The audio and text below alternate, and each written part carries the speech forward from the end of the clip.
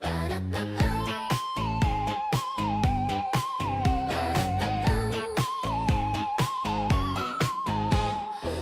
right in, don't be shy. Kathleen's here and you're gonna die. But don't you worry, there's no real harm. Death's reversible, it's part of the charm. Skeleton greeters rattling at the door. Zombies doing jazz, hands across the floor. Laugh a little, scream, laugh a little, scream a lot. Join my army, give it a shot. You don't need breath, you don't need fear. Just let your soul park right here. I promise you'll have so much fun once your heart stops and then starts again. Welcome to the Bone Zone. Come play the necromantic way. Welcome to the Bone Zone. Get killed for free, resurrect today. Sign your corpse at the sound of the tone. Kathleen welcomes you to the Bone Zone. Spin the wheel of how did I die? Was it poison blades or a ghoul nearby? Win fabulous prizes, a ribcage hat, a femur flute, a dancing undead. Don't you love the spooky thrill? You can volunteer or I can kill. Either way, it's all the same. You'll rise again, improved by pain. Don't fear the dark, don't fear your doom. I'll tuck you snug in your tomb, then snap your back. New bone, new tone, ready to serve in my cobblestone throne. Welcome to the Bone Zone, where dying's just the entry fee. Welcome to the Bone Zone, where skeletons dance professionally. Just sign your spine on the mercy loan. Kathleen welcomes you to the Bone Zone. Oh darling, come closer. Yes, there. See this scythe? It's purely for flair. Necromancers don't kill, we pre-adjust. A bit of death, a bit of trust. You'll be fine. Probably, maybe. Okay. No, but it's reversible. Probably.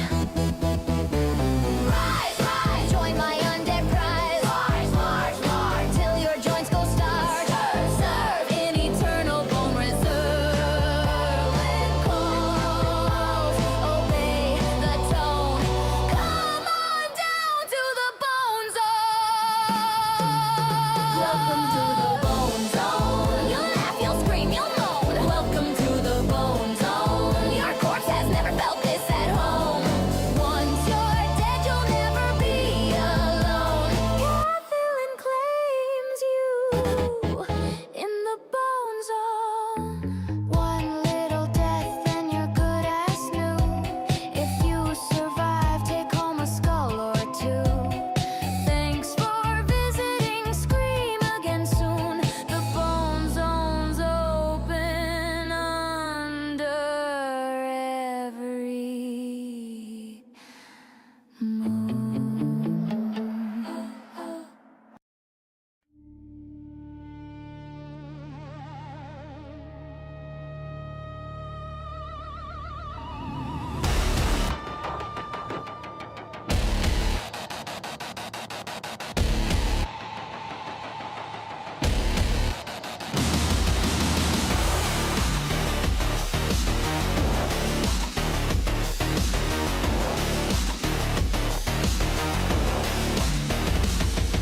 Spend my life in the shadows, dark and cold.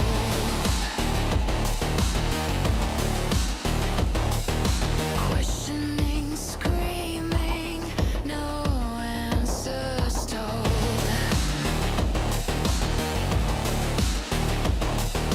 Why do people break what they don't own? Why do they make hearts turn to stone? Then I found them, my strays, my kin, blood not shared but bound within.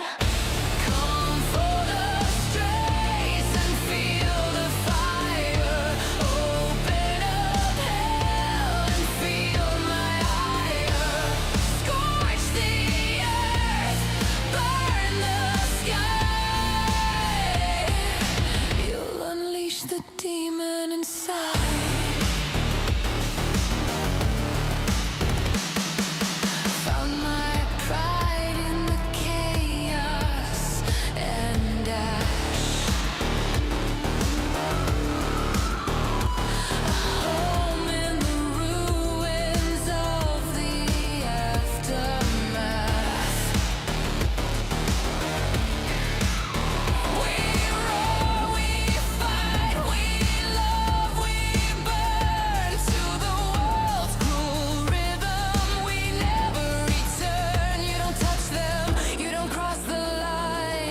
Mess with my strays, your soul is mine. Come for the strays and feel the fire. Open up hell and feel my ire. Scorch the earth, burn the sky. You unleash the demon inside.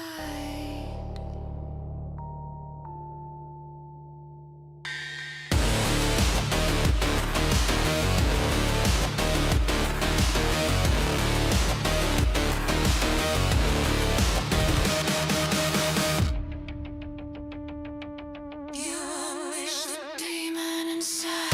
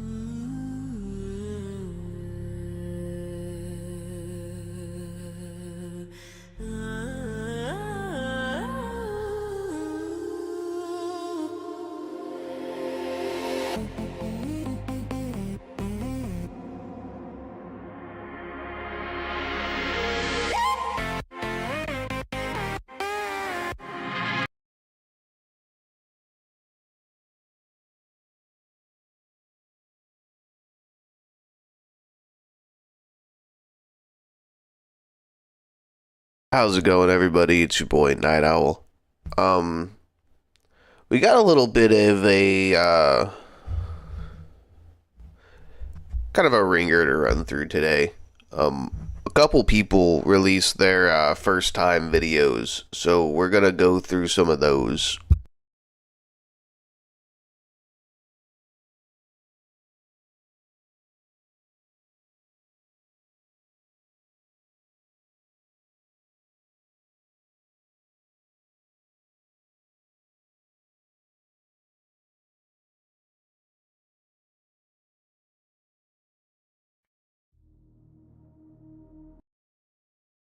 Alright, so if you're in the Discord or if you're anywhere in the Skybrowse orbit, you might know Angry Duck.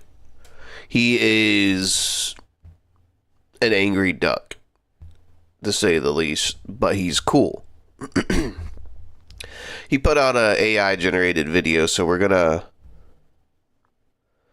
I don't think I've seen the cat girl one yet, but I don't mind Steamy. I'm not a prude.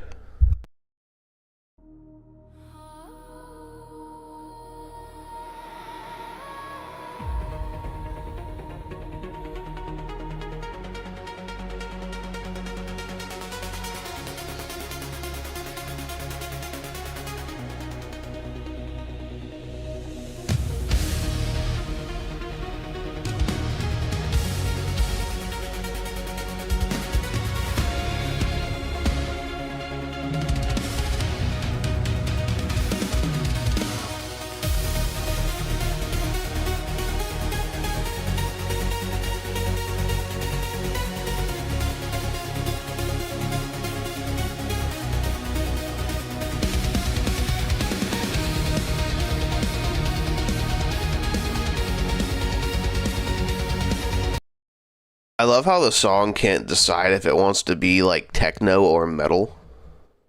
Branches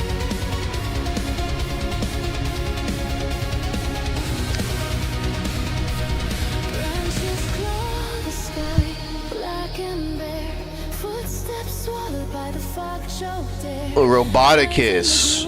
Fucking Roboticus. Why are you here? Let me get to your YouTube channel so I can subscribe to you real quick. Oh, goddamn. It's not gonna let me get it from here. Go to channel.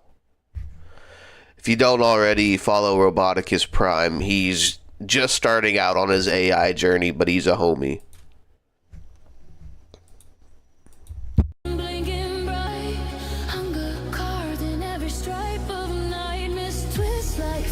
Some of his stuff in a second.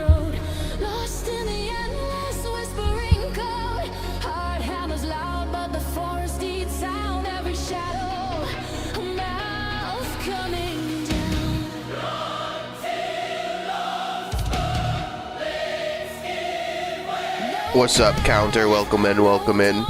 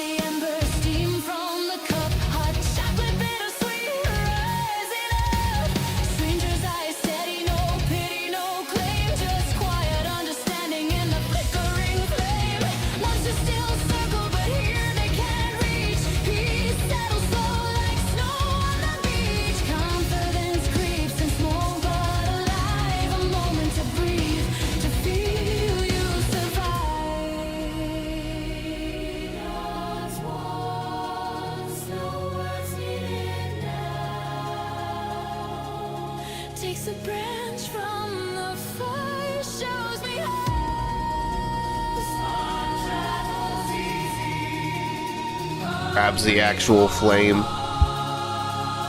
One light begets light on this shadowed shore.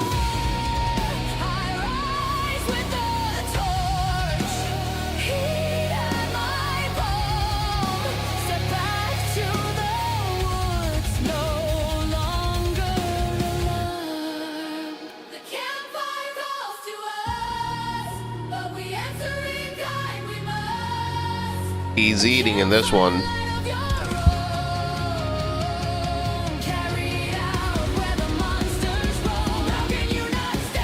Boy Keen. Intellectual.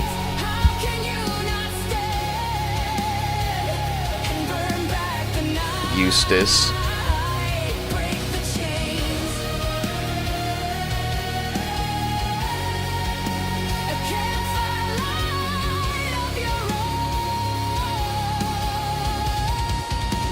Hey, it's your boy Nightowl. Realism always jars me a little bit.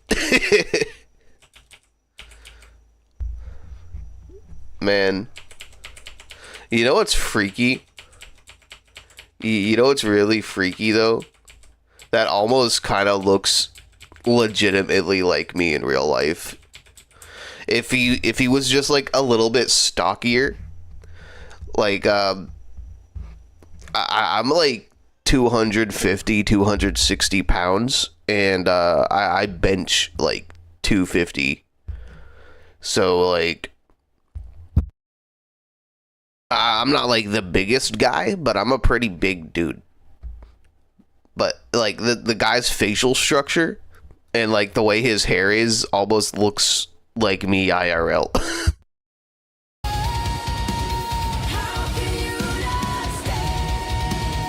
One's a little too real.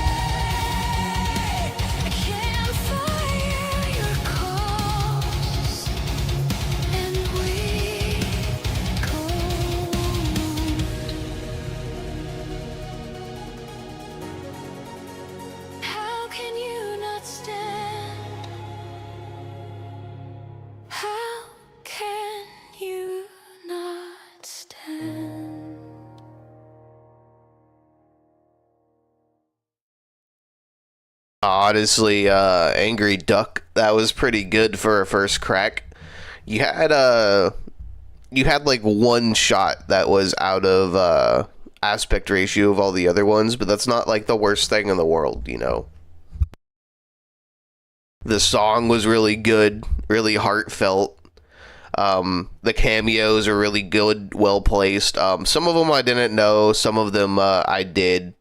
The one of me was like kind of like jarringly realistic, like I said. It almost looks like me in real life. But other than that, dude, great work. I can't wait to see what you do next, you know.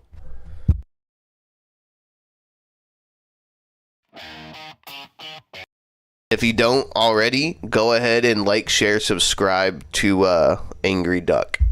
He's going places. This next one we got is Wild Streaks World. Give me a cat girl. I could already see where this is fucking going.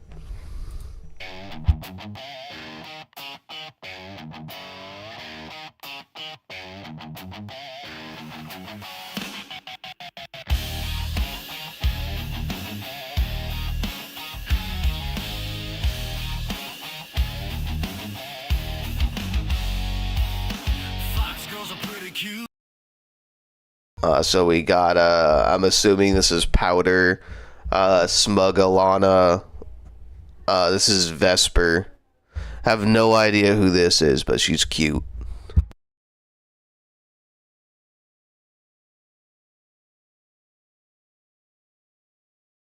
Aleka? Oh. I might have to, get in contact with her. That's the one with the lacy get-up and, like, the necklace, right? Alright, Roboticus, you have a good day, man. Be safe out there.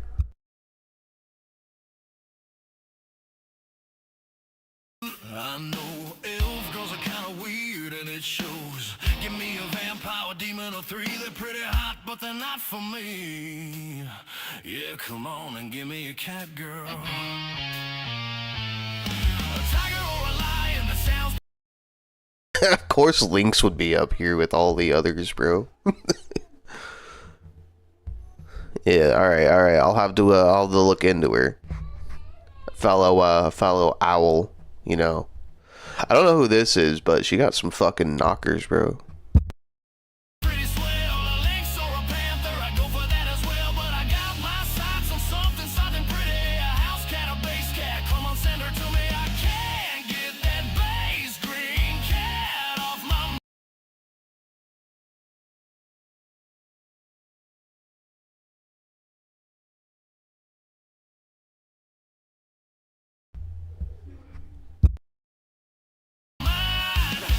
She got me purring. Humans are fine, but they're boring, truth be told.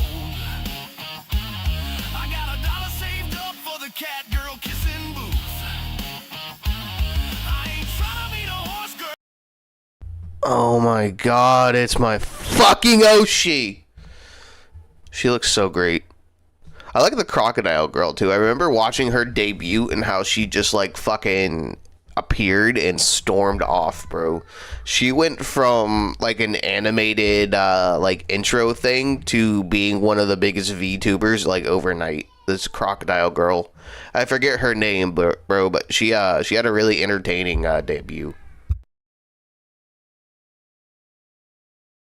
God, I love seeing Umari and things like this. I was gonna add her.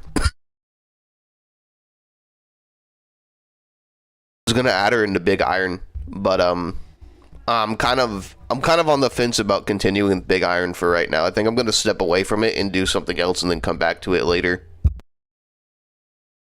Not for me, a crocodile girl. What do you mean? What's wrong with the Army Horse Girl, bro? What's wrong? What's your problem with Tomo Omari?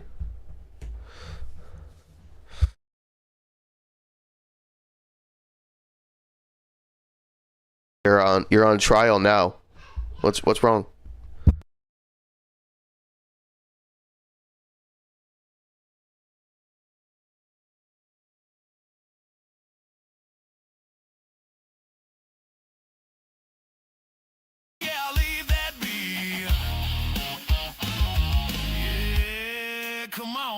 me a cat girl. A tiger or a lion, that sounds pretty swell. A lynx or a panther, I'd go for that as well. But I got my sights on something soft and pretty. Oh, watch a few of her videos. She is fucking hilarious and like adorable and entertaining. Like, if you have never watched any Tomoya Mari videos, you're missing out because she is honestly one of the best. A house cat, a base cat, come on, send her to me. I can't get that base green cat off my mind. She got me purring.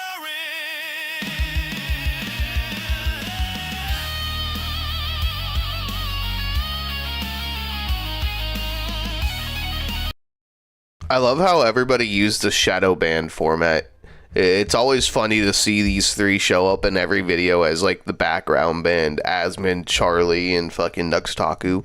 And the reality of the situation though is that like Charlie would probably hate Asmund and Nux because Charlie is a bleeding heart liberal. Yeah, and on top of just being cute, entertaining, and funny, right? She has the inner shitpost demon that a lot of us like aspire to have. Like, she is just naturally memey and cringe and shitposty, and it's great. Like, she's great, dude. There is not a single bad thing about Umari. And the thing is like she's my bit of escapism. Everybody else talks about politics and world upheaval, and she rejects every single bit of that and just wants to be funny. So like I admire that.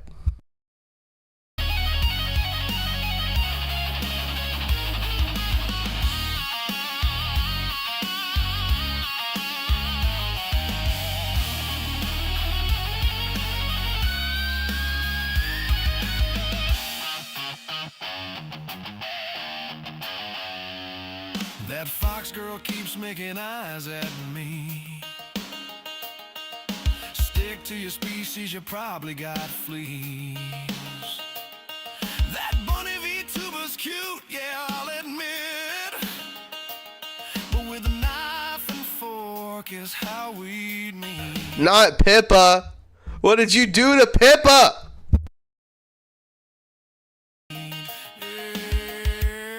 Come on and give me a cat girl. A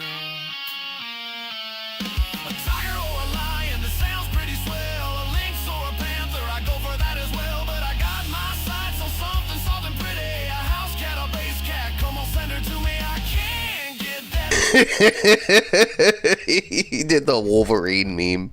base green cat off my mind. She got me purring.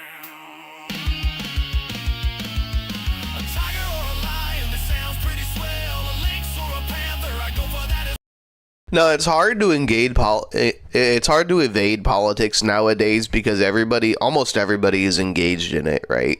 So unless you're just really stubborn and fucking prideful like Umari, you're gonna get sucked into it one way or another. That's why I decided to just like come out the gate with it. Like, my first video is a video covering Asmongold getting death threats and talking about how unhinged and fucked up liberals are.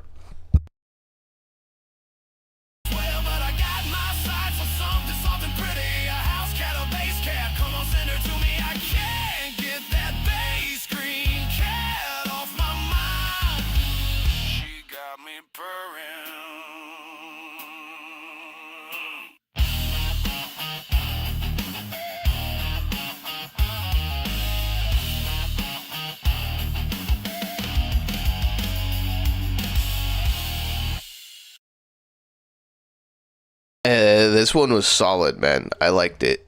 I liked it a lot. Let's go back. Go back. So that was Gimme a Cat Girl by Wild Streaks World. If you don't already, go ahead and... Oh, what?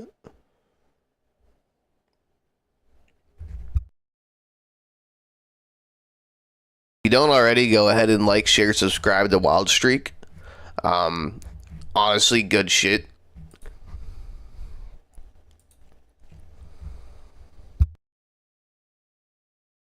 Yeah, if you're trying to link something to me, go ahead and link it to me via Discord or fucking X.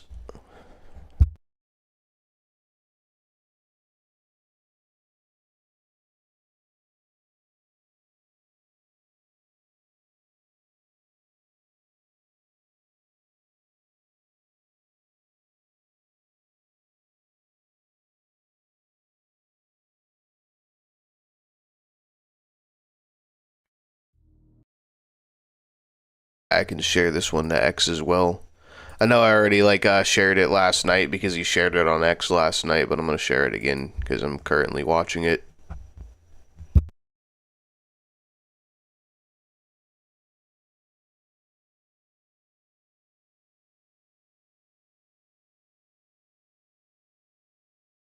Alright, this is Roboticus Prime. He was in the chat earlier. He's a homie. He always backs me up in threads on X. We're gonna see what's going on with his work.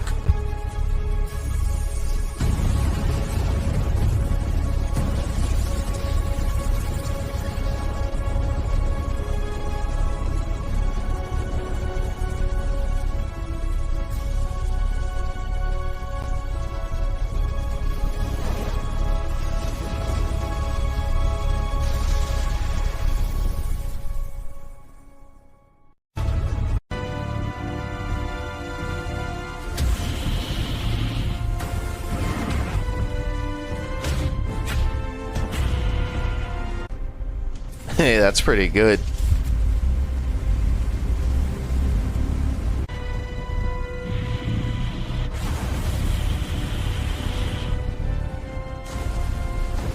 Yeah, fuck Godzilla, bro. What's up, Digger?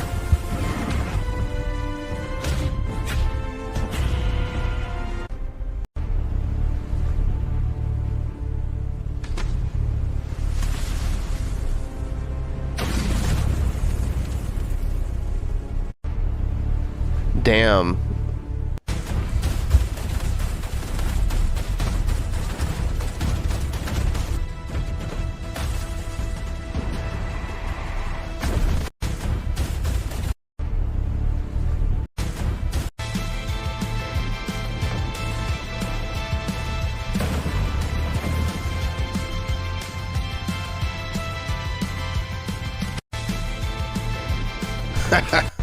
He's got some really good shorts.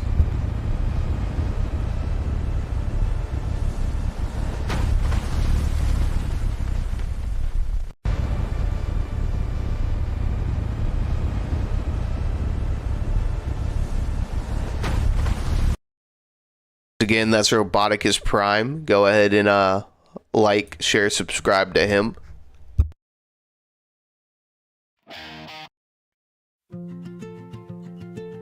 Another one by Jaded Fet. I think this is entry in the Penny Bloomfield contest.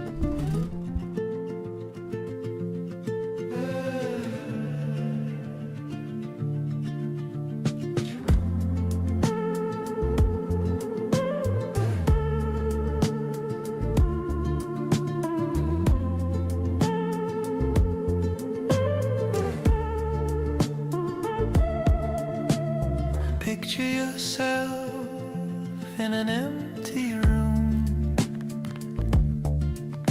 computer screen gleams in the gloom. A signal calls, you answer quite fast. A man with white glasses eyes, he's calling for aid. A bunny needs paid, love all around, hugs around. Look for the man with the white in his eyes. His videos played. Sky brows in the sky with diamonds. Sky brows in the sky with diamonds. Sky brows in the sky with diamonds. Follow him. homes to Lone Town, where Sylvester plies his trade with kind, gentle eyes. I love how Jaded did his own spin on the song and made it like kind of like a Skybrows parody. I think that's pretty good. Everyone smiles as their cameos roll past, that grow so incredibly fast. Reactors galore appear on the shore, waiting to chase the quangos away. Climb on board. Oh, it's insane, Penny. Because Penny went from nothing to something really quick, right? She used to just be the kind old lady in the comments, right? But now she has her own fucking audience, dude. She went from having like 10 subscribers to 500 plus. Like, she is getting there, guys. Penny Bloomfield is getting there. And I'm here for it. I love seeing her succeed. I love seeing everybody succeed. With the AI horde and your head in the clouds and your good Skybrows in the sky with diamonds. Skybrows in the sky with diamonds. Skybrows in the sky with diamonds.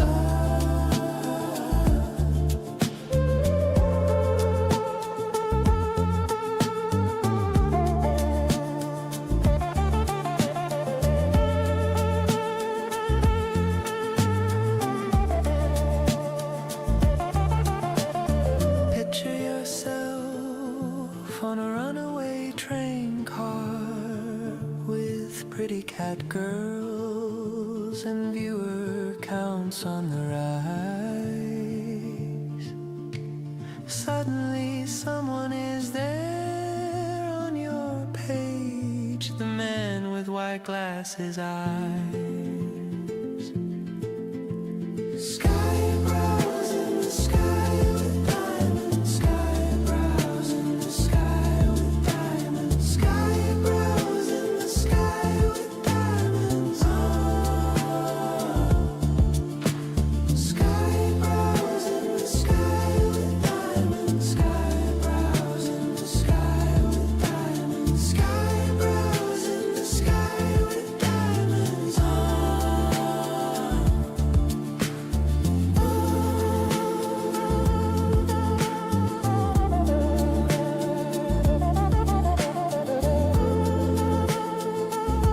Yeah, Penny's a homie, bro. She will critique and offer advice and just make sure she's right when she goes about talking to other people about your work. She talked to me a lot about my first one, and then she was there to review the second one. So, asked a Fire few Force, questions, but yeah, Penny's a G, man. Like, she's a pillar of the Skybrows community.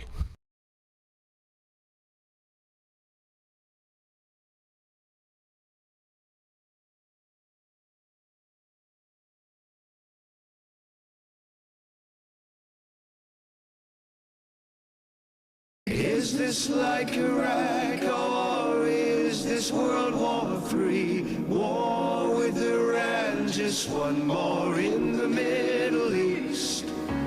Open your eyes, look up to the skies and see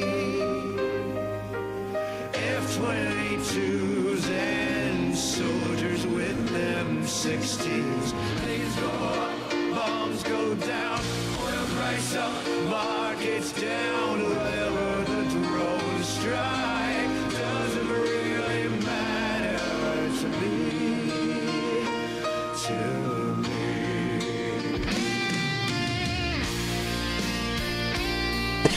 What the fuck is this? Obama just bombed Iran, put a missile in the sky. Now that bunker is bye-bye. Millennia, my term had just begun, but now I've gone and thrown it all away.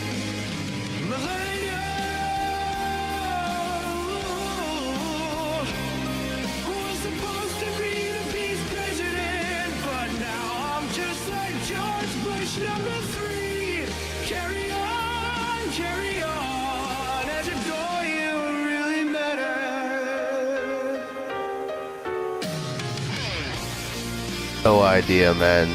No idea. It's kind of... It's bad. The music is like really bad. It's like somebody just had like a really cracked out political need to make a song and didn't even really care about like the quality of it. It's really unlistenable, like, to be totally honest.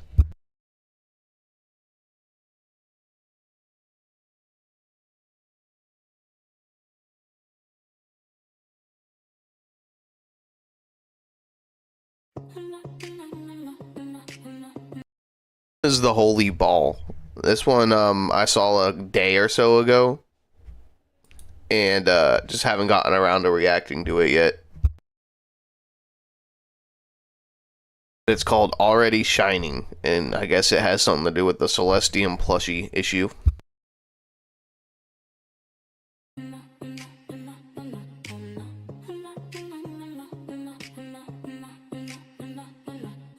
Why should you fear if your voice won't reach those they wants to hear when you're already shining? Don't let yourself feel like you failed. You've always tried your best and you're already shining. Keep up your walk, keep up your talk. Don't let the numbers hide that you're already shining. Smile and share the good words. You let it remove your fear, cause you're already shining.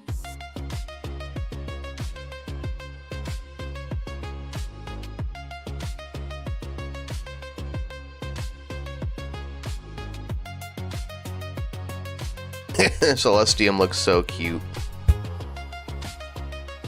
Because if you don't know, we're all AI fucking connoisseurs, bro. We all work with AI. The whole entire Skybrowse crew works with AI. I personally work with AI. If you don't like AI, you're not in the right spot. Don't let regret lead you to fret, thinking you missed your chance, cause you're already shining. Never forget he's on your side, he has his hand in yours and you're already shining. You're already shining. You're already shining. You're already shining.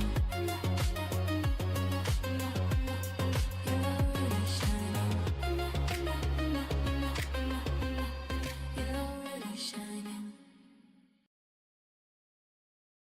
It was adorable. I liked Celestium's little sailboat journey. This one's short enough we can watch it twice.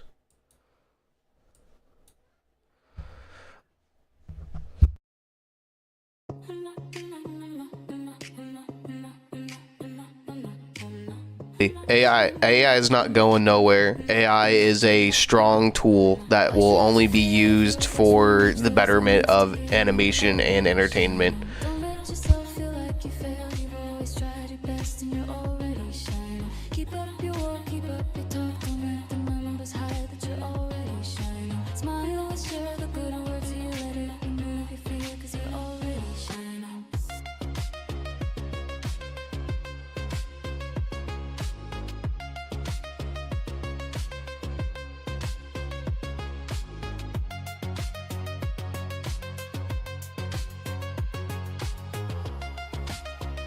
Love Celestium's little plushy sailboat journey. It's so cute.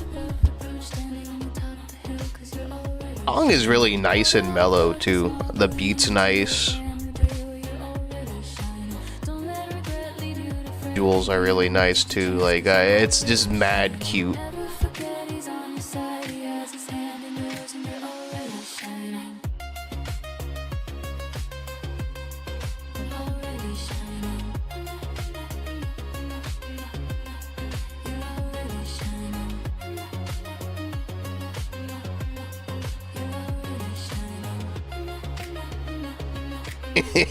The new plushie.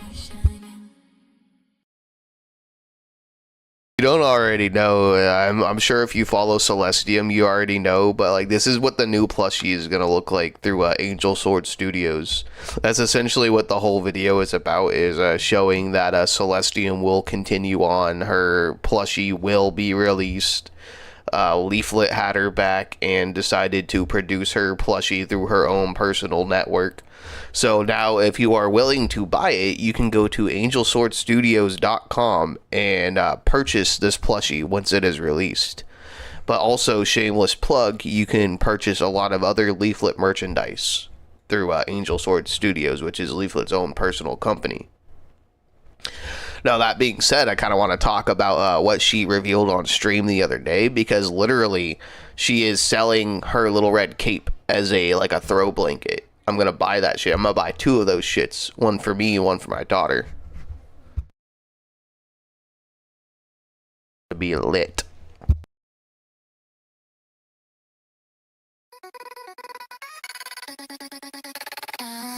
And we're all in on AI here. Like, if you're gonna be salty about it, like, I'm telling you, you're not in the right place. And that's the thing, it's the whole Skybrows community, too. Like, there's like 30, 40 of us that are all in the same group together. Like, the cat's out of the bag.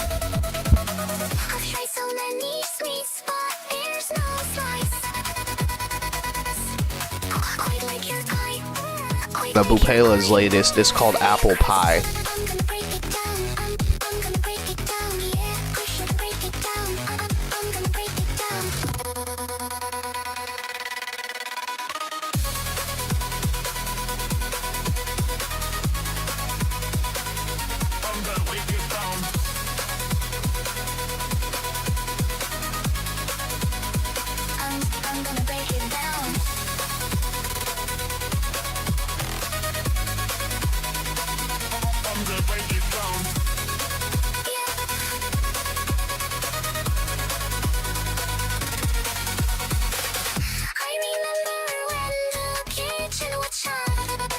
That's the thing too, is there was literally the same pushback against any advancement of technology, like any technology, dude.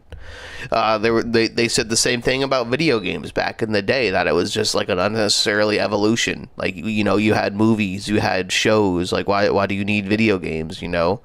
Same thing with Photoshop, like you said, like people were so enraged by Photoshop because of the things you could do with it, but who the fuck cares? It's a tool.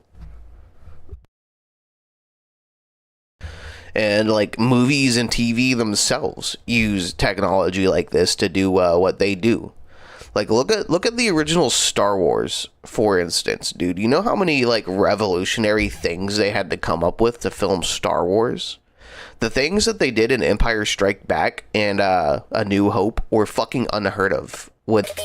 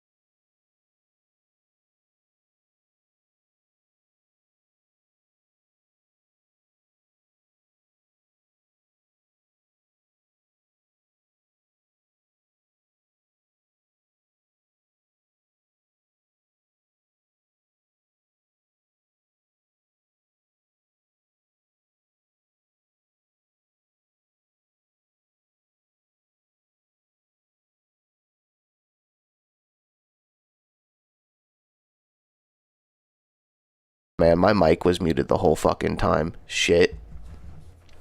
But no, like what I was saying is like my classification of AI slop is really just when it comes down to like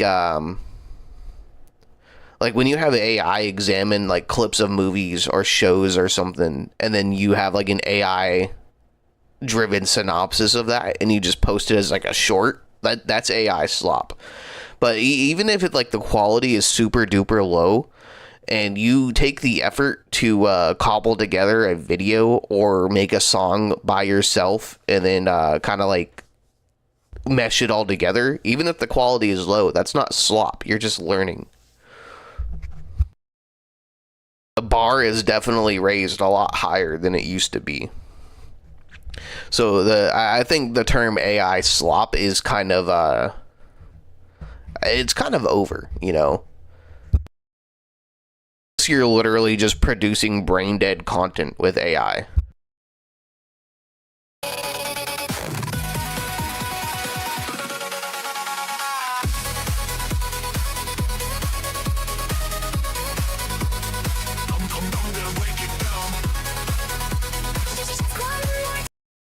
Like, by most people's standards, like, Bupella would be AI slop because it's just one looping image of a girl eating an apple pie while a song plays in the background. But in reality, she created this character. She took the effort to, like, actually make a smooth animation, and, like, the song itself was made by Bupella. So, like, this is far from AI slop.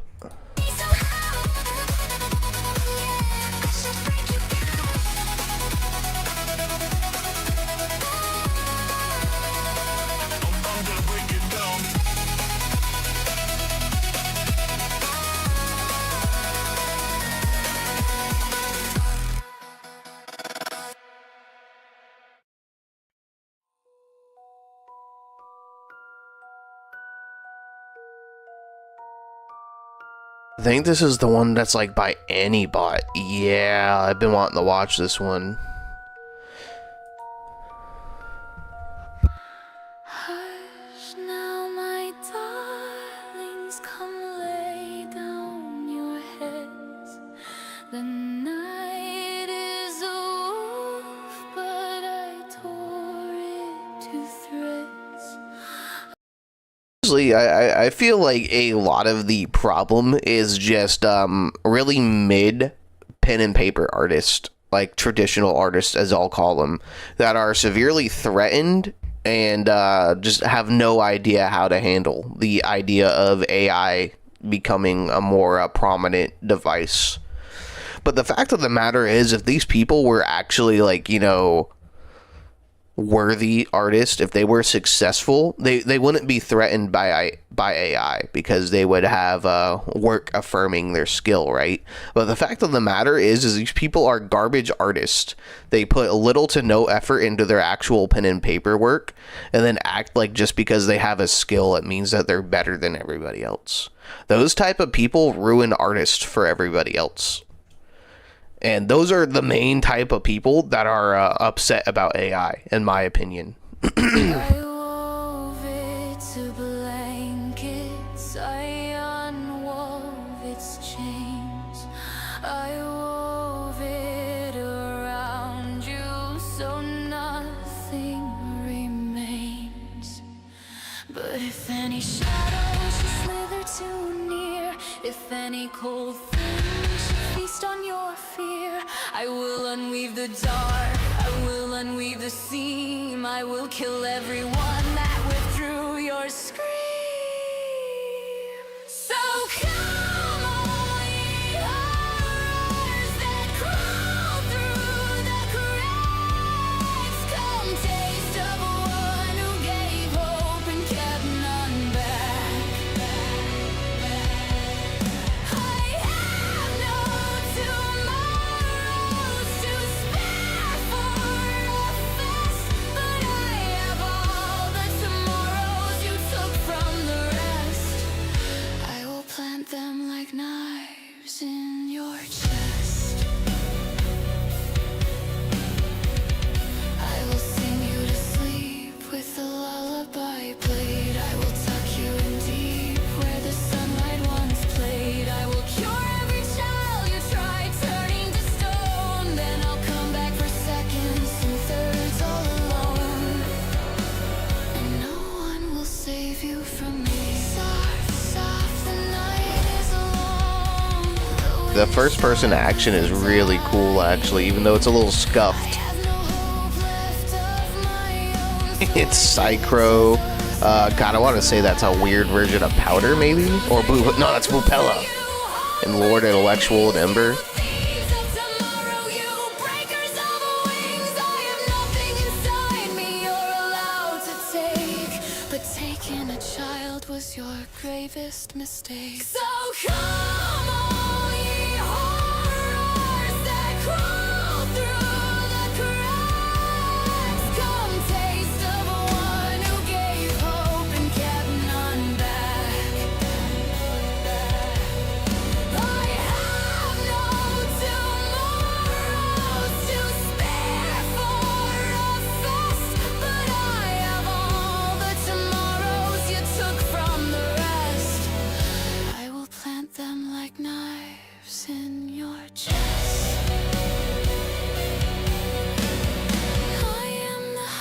I'm honestly loving this so far. I love their visual storytelling style. I love their action sequences. The song is like really eerie and cool. That feeds on the sun so the children forget how they're burned. I am the door that is locked from within, the key that was thrown in the flame. I am the last breath you'll ever draw in if you speak one more child's name. So come, all ye horrors that crawl through the cracks. Come taste of one who gave hope and kept none back. I have no tomorrows to spare for a fest. You took from the rest, and I will plant Oh man, them there's like counterintelligence. knives in your chest. I will plant them like knives in your chest.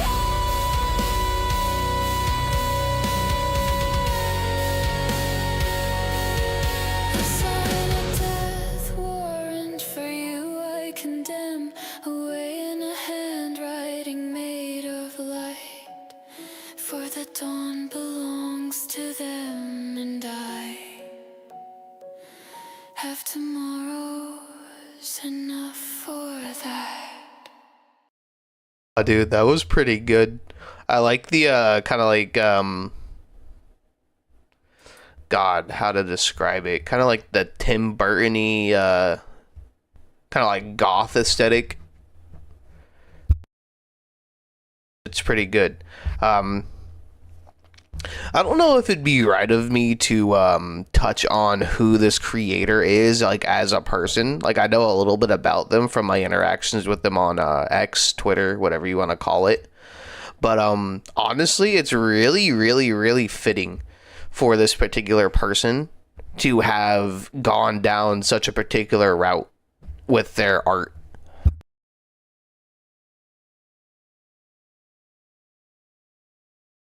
But that is that's a very good one from Antibot. Thieves of Tomorrow, The Final Crusade. If you don't already, go ahead and like, share, subscribe to her. She is clearly going places.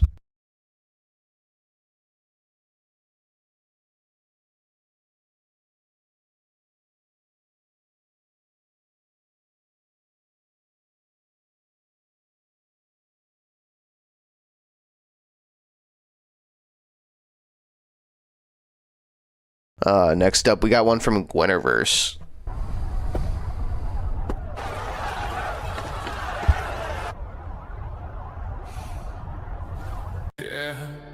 Like the fields, it's a new crusade. The roaches crawl from the cracks they made. Truth ain't trending, but it's on the way. Nick lit the spark, now the liars decay. You gon' let it day. Hey! Fox with a smile, CNN with a grin. Both sipping bias from the same tin. Newsroom halos dipped in sin. Truths in the shadows, Nick Shelley walked in. I move like leaflets, slick with a drip. Slime in the system, and she don't slip. Base with the tank, she flips the script. Melt the pundit quick with a verbal clip. Esmond the prophet, comments raw. Unfiltered voice, no corporate law. Bald egg gleam when he calls what he saw. Media cab, he breaks that jaw.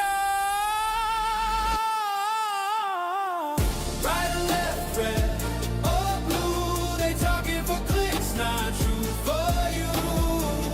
Argue loud while We've watched this one before, but I think it's like a different version. was your excuse. Soft pins rule while the frost still play. Justice sleeps and the facts decay. Independent fire lights the way. You gon' let it day.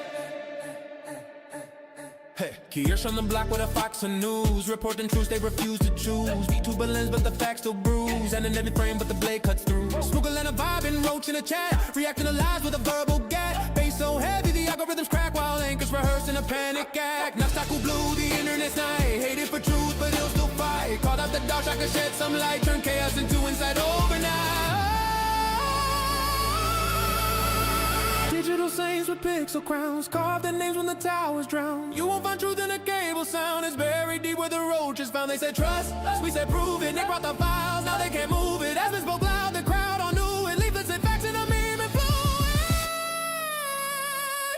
Right or left, red or blue, red, blue. They talking for clicks, not truth for you. Argue loud while they harvest. I really love when people are able to get like impactful combat scenes, dude. Like, it's so hard to do. We won't bow to a talk show play. Creators speak in the suits obey. You gon' live today.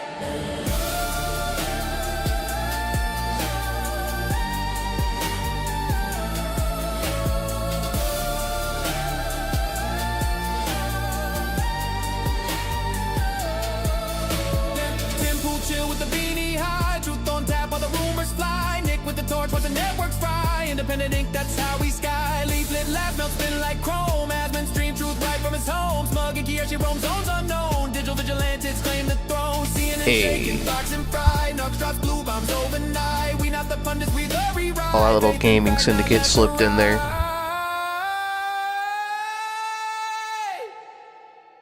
So when the anger stutter and sway, remember who showed you the way. It wasn't the screens that begged you to stay. It was truth tellers online paving the day. Nick lit the match and the liars fade.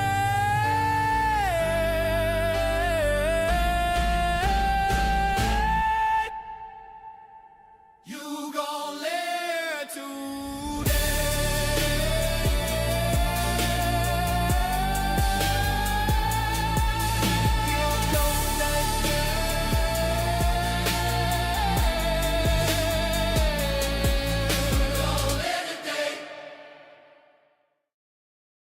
That was a pretty good alternate version, man.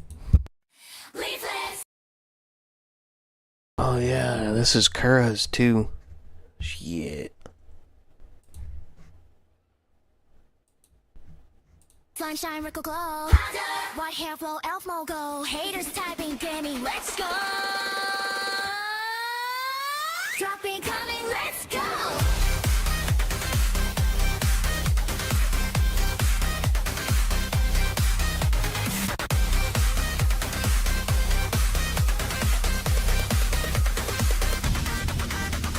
Leaflet streaming, sign grow spring. Give you sign queen and live in the dream. Building bombs, flirting lore so clean. Will you cry in chat? She's on the Yes, dude, this is prime white girl music. Mother daughter deal pure dynamite. Haters mad 'cause she won't play polite, but bass takes it harder than thermite. They tweet, they code, they see, they call it wrong, but we keep vibing to our own song. Powder's blender, hair so fly. Leaflet slime, bounce, reach for the sky. Leaflet pods are absolute bass queens. Living elf girls, living our dreams. Headers mad, haters sad, cope and steam. Rising up forever on our screen. Oh yeah, we're unstoppable, feel the beat. Fatal K-pop, victory sweet. Leaflet puns our hands up high. Hater tears fall from the sky. Drop the bass, we're too clever. Father in the GPU, F girls too tiny. 3D hair salon, looking so shiny. Chunky mascot, dust bunny king, while they moan, we do our thing. White hair icon, double eyes gleam. They call us Nico Supreme. Mortal drama, now we own the scene. Custom vibes, only haters quarantine. They cancel, they whine, they rage, show try. But our subs climb, watch the numbers fly. Leaflet laughs, powder grins wide. Together we're base, no place too high. Leaflet passer and salute bass queens. Fun and elf girls living our dreams. Haters mad, haters sad, cope and steam. Reaching up forever on our screen. Oh yeah, we're unstoppable, feel the beat. Techno J-pop, victory sweet. Leaflet bound, hands up high. Hater tears fall from the sky. Bass, bass forever. Clap, clap, we're too clever. Soft, why so salty, little haters? We just vibe, create, and elevate. sing. Exactly. Elf heart Vibe, create, elevate. Those some good lyrics, man. racing. Your tears are fuel. Keep on hating. We took clever place. Cry. All this sorrow. We won this town. Last line pass. Like a hypocrite. Keep it shut by all the things. Never quit. Fuck those people. Perfect sound. Leap on vacation. Eternal glow. Haters muted. And that shit lasts forever. Drop, drop, drop, drop. Space, space, space, space. Space, space, space, space, space, space, space.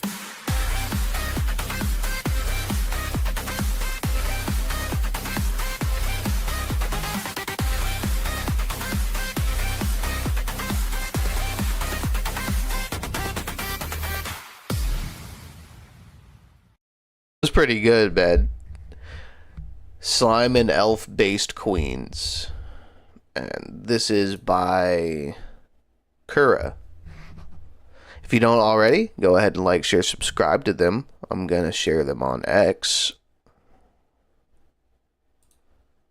Post. Alright.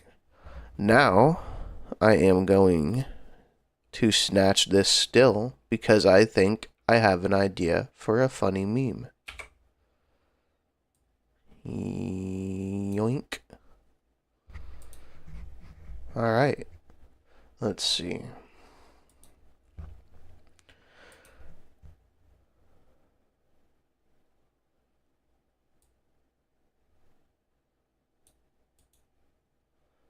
Copy.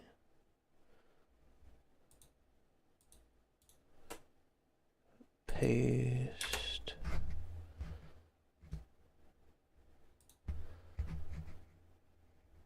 Oh, they've been doing a couple. Alright.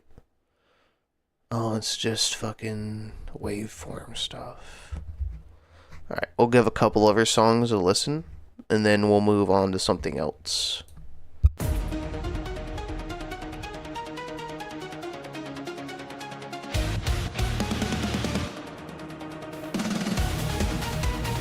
Her character design, though, I'll give her that. She is very adorable.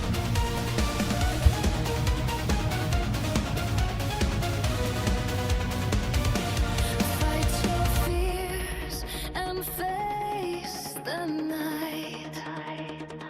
Stand up tall and hold it tight. Rush the evil far away. Find the strength to seize the day. For your heart, don't let it go. Guard the flame, don't lose the glow.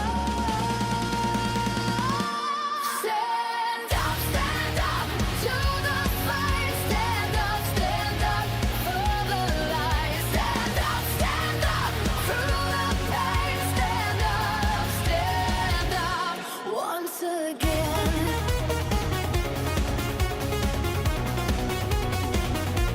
Enemies may block your way, but your courage lights the day.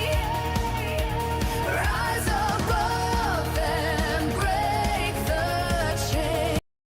That's the thing, Digger, is that, like, I don't think there is, like, just one in particular message. It's really more about, like, you know, banding together and lifting each other up, and just kind of like supporting AI and supporting each other.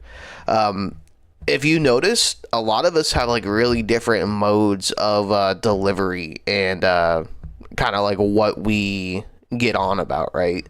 So like take Feeble Mind for instance. Feeble Mind is staunchly Christian.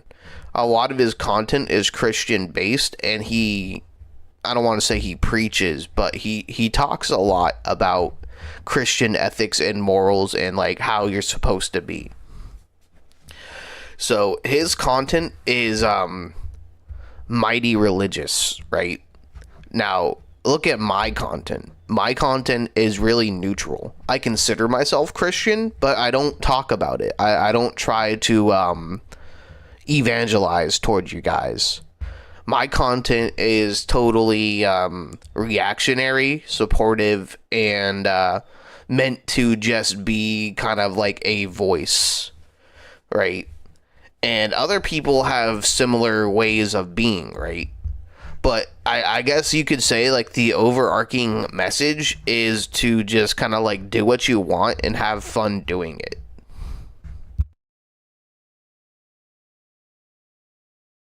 That being said, I'm not necessarily the best interpreter for this type of shit. I'll be totally honest. Like, I'm not.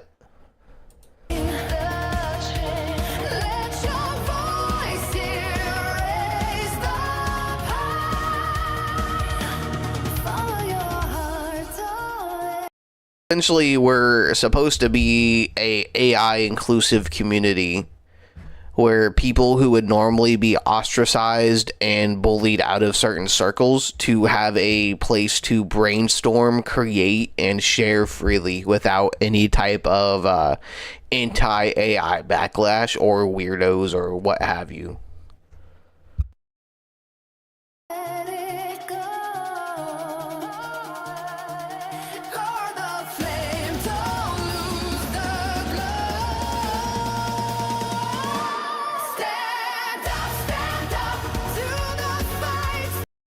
Actually her singing? For real? Holy shit. Stand up for the light. Stand up through the pain. Stand up once again.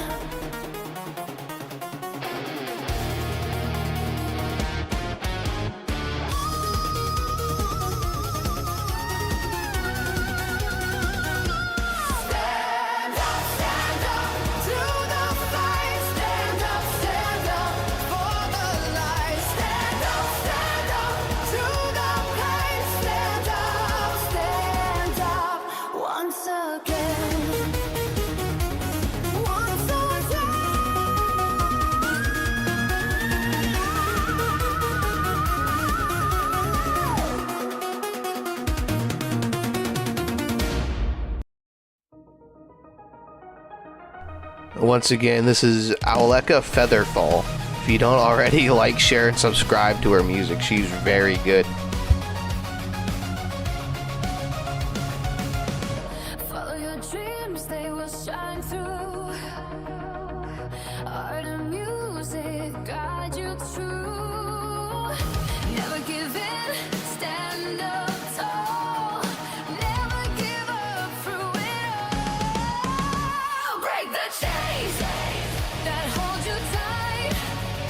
Break the chains, steal your light. Never let your heart be still. Man, I might bust out my 1.0 model just to do these reactions so I can do my old school fucking break the physics dance. I feel like the 2.0 doesn't do it justice to how hard I'm fucking headbanging to like some of these songs, man. Show the world your strength and will.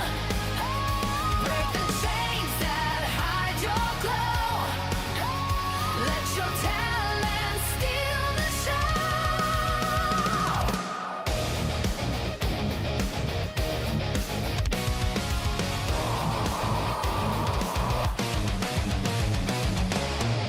Follow your path, don't look back. Paint your future bold and black. Never give in, chase the sun. Never give up till you've won. Believe me, you're not the only one that has like these concerns of just like kind of like the oversaturation and just kind of like letting random people into the community without much vetting.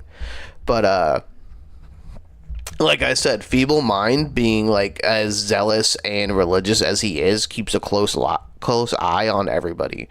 Because the thing is, if you want to pinpoint some sort of leader of the community, aside from Skybrows, it would probably be Feeble Mind.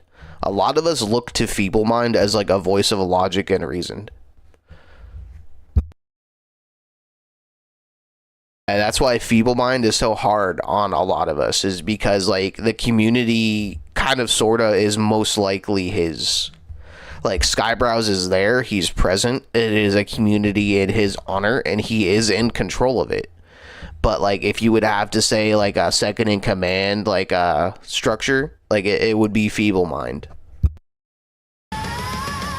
Break the chains that weigh you down. He definitely does keep an eye on everybody. Steal your crown. Never let your heart be still. Show the world. And I'll be totally honest, I keep an eye on everybody too. Like, there's a reason why I don't chat much in the Discord, because I'm too busy reading everybody's messages. Now, like, my definition of reading is just scanning to make sure none of y'all are saying any fuck shit or doing any fuck shit. But there are eyes and ears watching out and listening out for any type of like ill will or wrongdoing within our community. Your strength and will. Break the chains that hide your glow. Let your talent steal the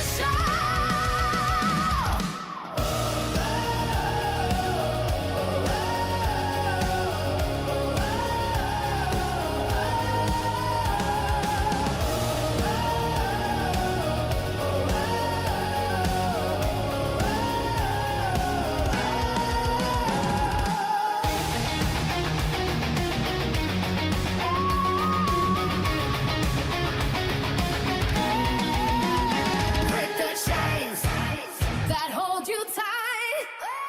Break the chains. Steal your life.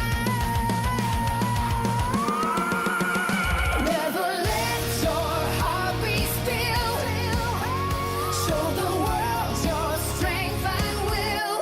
We have a lot of organic filters and gatekeeping in place already. Let your talent steal the show.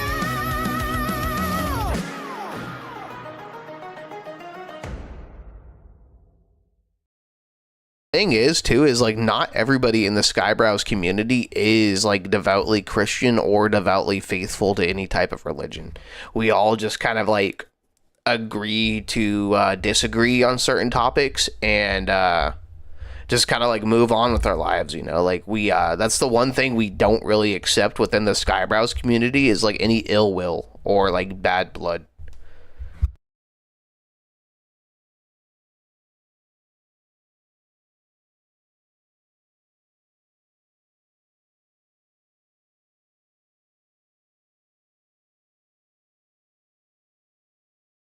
Now I am going to turn you guys back over to the Skybrows fucking radio for a minute. I'm gonna go make another cup of coffee and then I'll be back.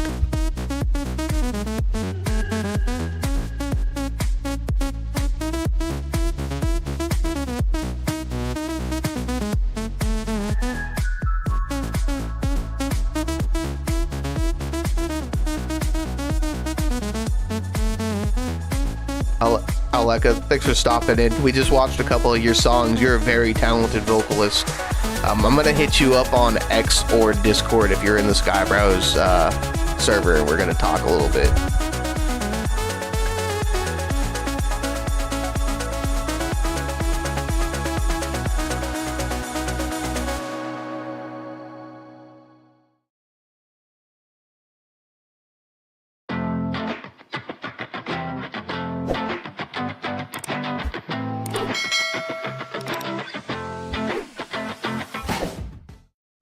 We have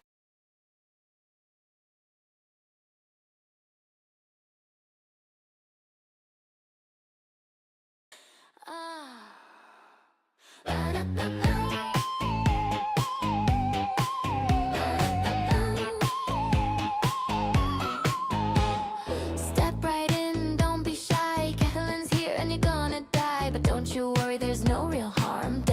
reversible, it's part of the charm. Skeleton greeters rattling at the door. Zombies doing jazz hands across the floor. Laugh a little, scream, laugh a little, scream a lot. Join my army, give it a shot. You don't need breath, you don't need fear, just let your soul park right here. I promise you'll have so much fun once your heart stops and then starts again. Welcome to the Bone Zone. Come play the necromantic way. Welcome to the Bone Zone. Get killed for free, resurrect today.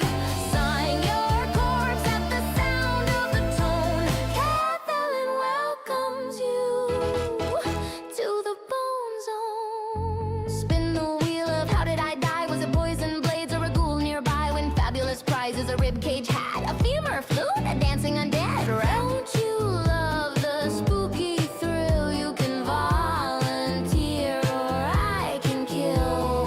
Either way, it's all the same. You'll rise again, improved by pain. Don't fear the dark, don't fear your doom. I'll tuck you snug in your tomb, then snap your back. New bone, new tone, ready to serve in my cobblestone throne. Welcome to the Bone Zone, where dying's just the entry fee. Welcome to the Bone Zone, where skeletons dance professionally. Just sign your spine on the mercy loan. Kathleen welcomes you to the Bone Zone. Oh, darling, come closer. Yes, there. See this scythe? It's purely for flair. Necromancers don't kill, we pre-adjust. A bit of death, a bit of trust. You'll be fine. Probably, maybe. Okay. No, but it's reversible. Probably. Rise, rise, join my undead prize. March, march, march, till your joints go starch. Serve, serve in eternal bone reserve. When calls, obey the tone. Come on down to the Bone Zone. Welcome to the Bone Zone. You'll laugh, you'll scream, you'll moan. Welcome to the Bone Zone. Your corpse has never felt this at home. Once you're dead, you'll never be alone. Kathleen claims you in the Bone Zone. One little death, then you're good as new. If you survive, take home a skull or two. Thanks for visiting, scream again soon. The Bone Zone's open under every moon.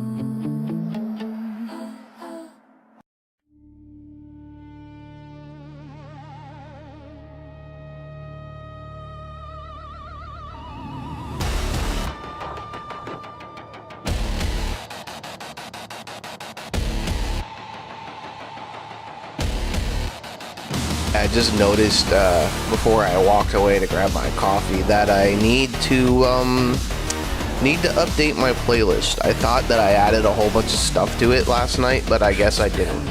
So I gotta redo that. Shadows dark and cold.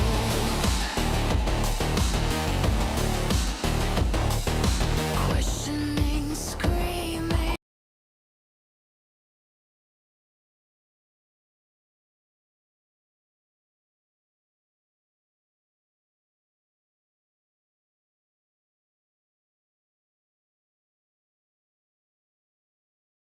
I can't wait for Louisverse to release their third video, because once they do, I'm gonna watch all three of them back to back in succession, and then we're gonna talk about them.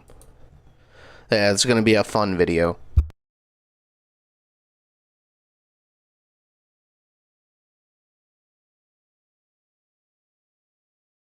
Don't mind me.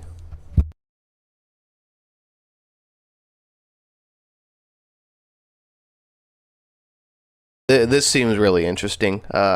Leaflet herself is a 2A fucking like a staunch 2A supporter. I am as well. Little lore for Nightowl. I carried on the regular before it was legal for me to do so, because I just did not give a fuck. I always had it on me. I could care less about any concealed weapons permit or anything like that. You're not gonna catch me lacking. Now that my state is constitutional and open carry, no less, like, it's just, it's been fun for me. I'll walk into a Walmart with my 9 on my hip in open air, and the funny looks I get are hilarious. I had this old couple one time call a manager and be like, that guy has a gun. And then the manager was like, it's legal. Like, what do you want me to do about it? I'm not gonna piss off a guy with a gun. Do you carry a gun? Bad Yes. ideas. It's Hollywood. Countless TV shows portray good guys who try to stop crimes with their own guns as fools. Citizen's arrest. Drop your gun. The wise police officers. I'm excited for Red Veil too. I've seen bits of it. I watched some of it with Gaming Syndicate, like some of the first one way back. And we were always talking about how Louisverse was going places. Sums it up. Leave it to a good guy with a gun to really screw things up. Liberal politicians agree. A good guy with a gun will stop the bad guys with a gun. It doesn't hold up. It doesn't, say experts, the media feature. Good guy with a gun. Dude, you know what's crazy? Let's just finish it. Statistically isn't realistic. Let me tell you how much difference a good guy with a gun makes. I work armed security, and one of my most recent posts was a downtown patrol of the bar district, right? So my entire night was dealing with drunken idiots of every variety, right? So one of my locational stops was a 6th floor parking garage in the downtown area where a lot of these drunken retards would fucking congregate. There was one time where I was going through this garage, and I shit you not, I caught this group of fucking monkeys trying to gang rape some girl in the stairwells. You won't believe how fast the sound of a 9mm round racking into a fucking slide dispersed that shit. A good guy with a gun goes a long fucking way. I was outnumbered. One guy against like 4. And the second they heard that metal fucking slide, bro, the second they heard, they fucking stopped. So, like, don't ever underestimate the power of yourself and the fucking the heat you pack. A good guy with a gun makes all the fucking difference. It's an adolescent rescue fantasy. An adolescent rescue fantasy? Now, I'm no gun person. I was raised among lefty gun haters. I assumed Hollywood and the media told the truth. Yeah, right. But then, 17 years ago, I hired the best data analyzer I know. That very tall guy on the left, Maxim Lott, here talking to the nearly as tall John Lott, his father, a criminal justice researcher who I used to do the dual carry. I have a Smith & Wesson M&P9 right now, and it's a pretty hefty full-sized gun. And for the longest time, I had a fucking one of those little what do you call, like a I think they're called like a Derringer or something. It's a little tiny like 2-shot fucking ankle strap pistol, and I would literally have it like on a little ankle holster in my boot. And I used to work cash services as well, like driving armored vehicles and transporting money. I had a coworker tell me of a story where the guy had a bit of a situation, and in his panic he went to reach for his boot gun, and he just pulled the trigger while it was in the holster and fucking blew his ankle out. So from that day on, I was like, nah, I'm not doing the ankle carry anymore, because Derringers, they're like single action revolvers essentially. They're like flintlock pistols. There's a bullet in the chamber and then a hammer that strikes the bullet's primer. So like there's nothing to stop the hammer from dropping down on the round and setting it off besides its own tension. So if you accidentally pull the trigger while you're trying to get it out of the holster, you're fucked. Wrote this book. More guns, less crime? I was skeptical, and some researchers questioned Lott's data, but I've come to believe Lott is making a good point. In places where bad guys fear a good guy might be armed, crime tends to fall. Often just showing a weapon is enough to stop an assault.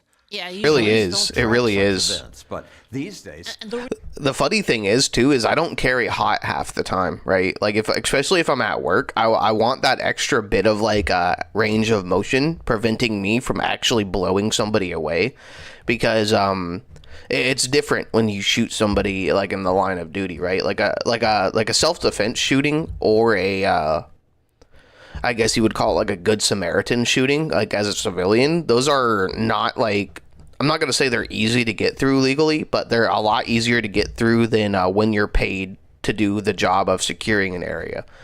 Like there's a lot more scrutiny, a lot more headache involved if you ever have to pop somebody in the line of duty. The reason behind this is that criminals are huge pussies. Criminals, they want Just the presence of a weapon will fucking scare the shit out of these people. A lot of these people are pussies. A lot of these people just want somebody to intimidate. The instant anyone pulls a gun on them, they rat out because they can't do anything. They're too some are scared. posted on the web. Here an employee grabs her gun and the robber runs away. And again here. 3 robbers caught on camera. Oh, I remember this one. This is the one with the Asian woman, right? The Asian woman with the AR. I'm pretty sure that's this one, right? this man said 410 Derringer, bro. Do you even have wrist strength anymore? What the fuck are you doing? To a home in Atlanta. The men scramble to escape as the woman chases Oh no, she had a gun. When Never a mind. I thought she civilian had, tries to she stop had a handgun. I thought she had a rifle. one of these instances, they're overwhelmingly successful. So why do all these TV shows lecture us about how it doesn't work? The gun control Well, groups. I don't necessarily think blind firing out of your doorway in the middle of a residential neighborhood is the best idea either. But, you know, you do what you got to do to survive the situation and you deal with what comes later. But you are responsible for every fucking ounce of lead that leaves the tip of your gun. Like, if you're defending yourself and you accidentally shoot somebody, like some kid laying just innocently in their bed in the next house over, like, you're screwed. Like, I'm sorry.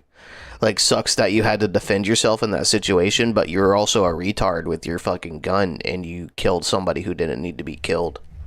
You gotta be really thoughtful of, like, what you're shooting at, what's behind what you're shooting at, and what lays beyond that. Like, gun safety 101. You really need to take it. About working with the screenwriters and the producers for the shows. This group even boasts about its partnership with Hollywood and how they're consulted on scripts. You couldn't fucking hate Hollywood more. Like, honestly, like Hollywood, the media.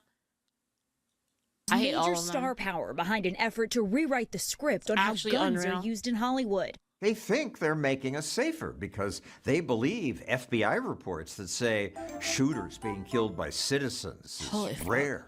Why does the FBI say that? They're simply missing a huge number of cases. For example, well, the FBI Thank you, Tree includes Trap, the for the gift famous sub. Thank Pulse you. nightclub shooting. At least so 50 much. people are dead. 1 week afterwards, there was a similar attack at a nightclub in South Carolina. There, a concealed carrier took down the shooter.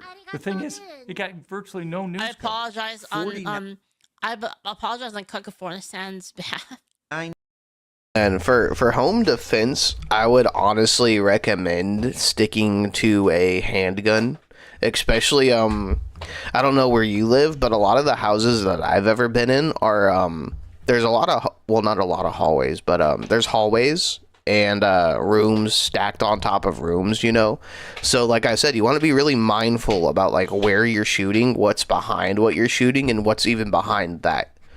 So, like, if you're out here busting out with a shotgun, like, you're kind of taking out everything in your path, right? But you can be really precise and controlled with a handgun.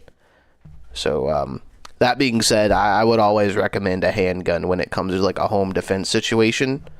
Either that or like a high caliber rifle, like a like 5.56 or something like that. And definitely use like hollow point rounds for sure, because anything FMJ is just gonna go straight through. It's also why you never use shotgun slugs for home defense, because they will go through and through and through.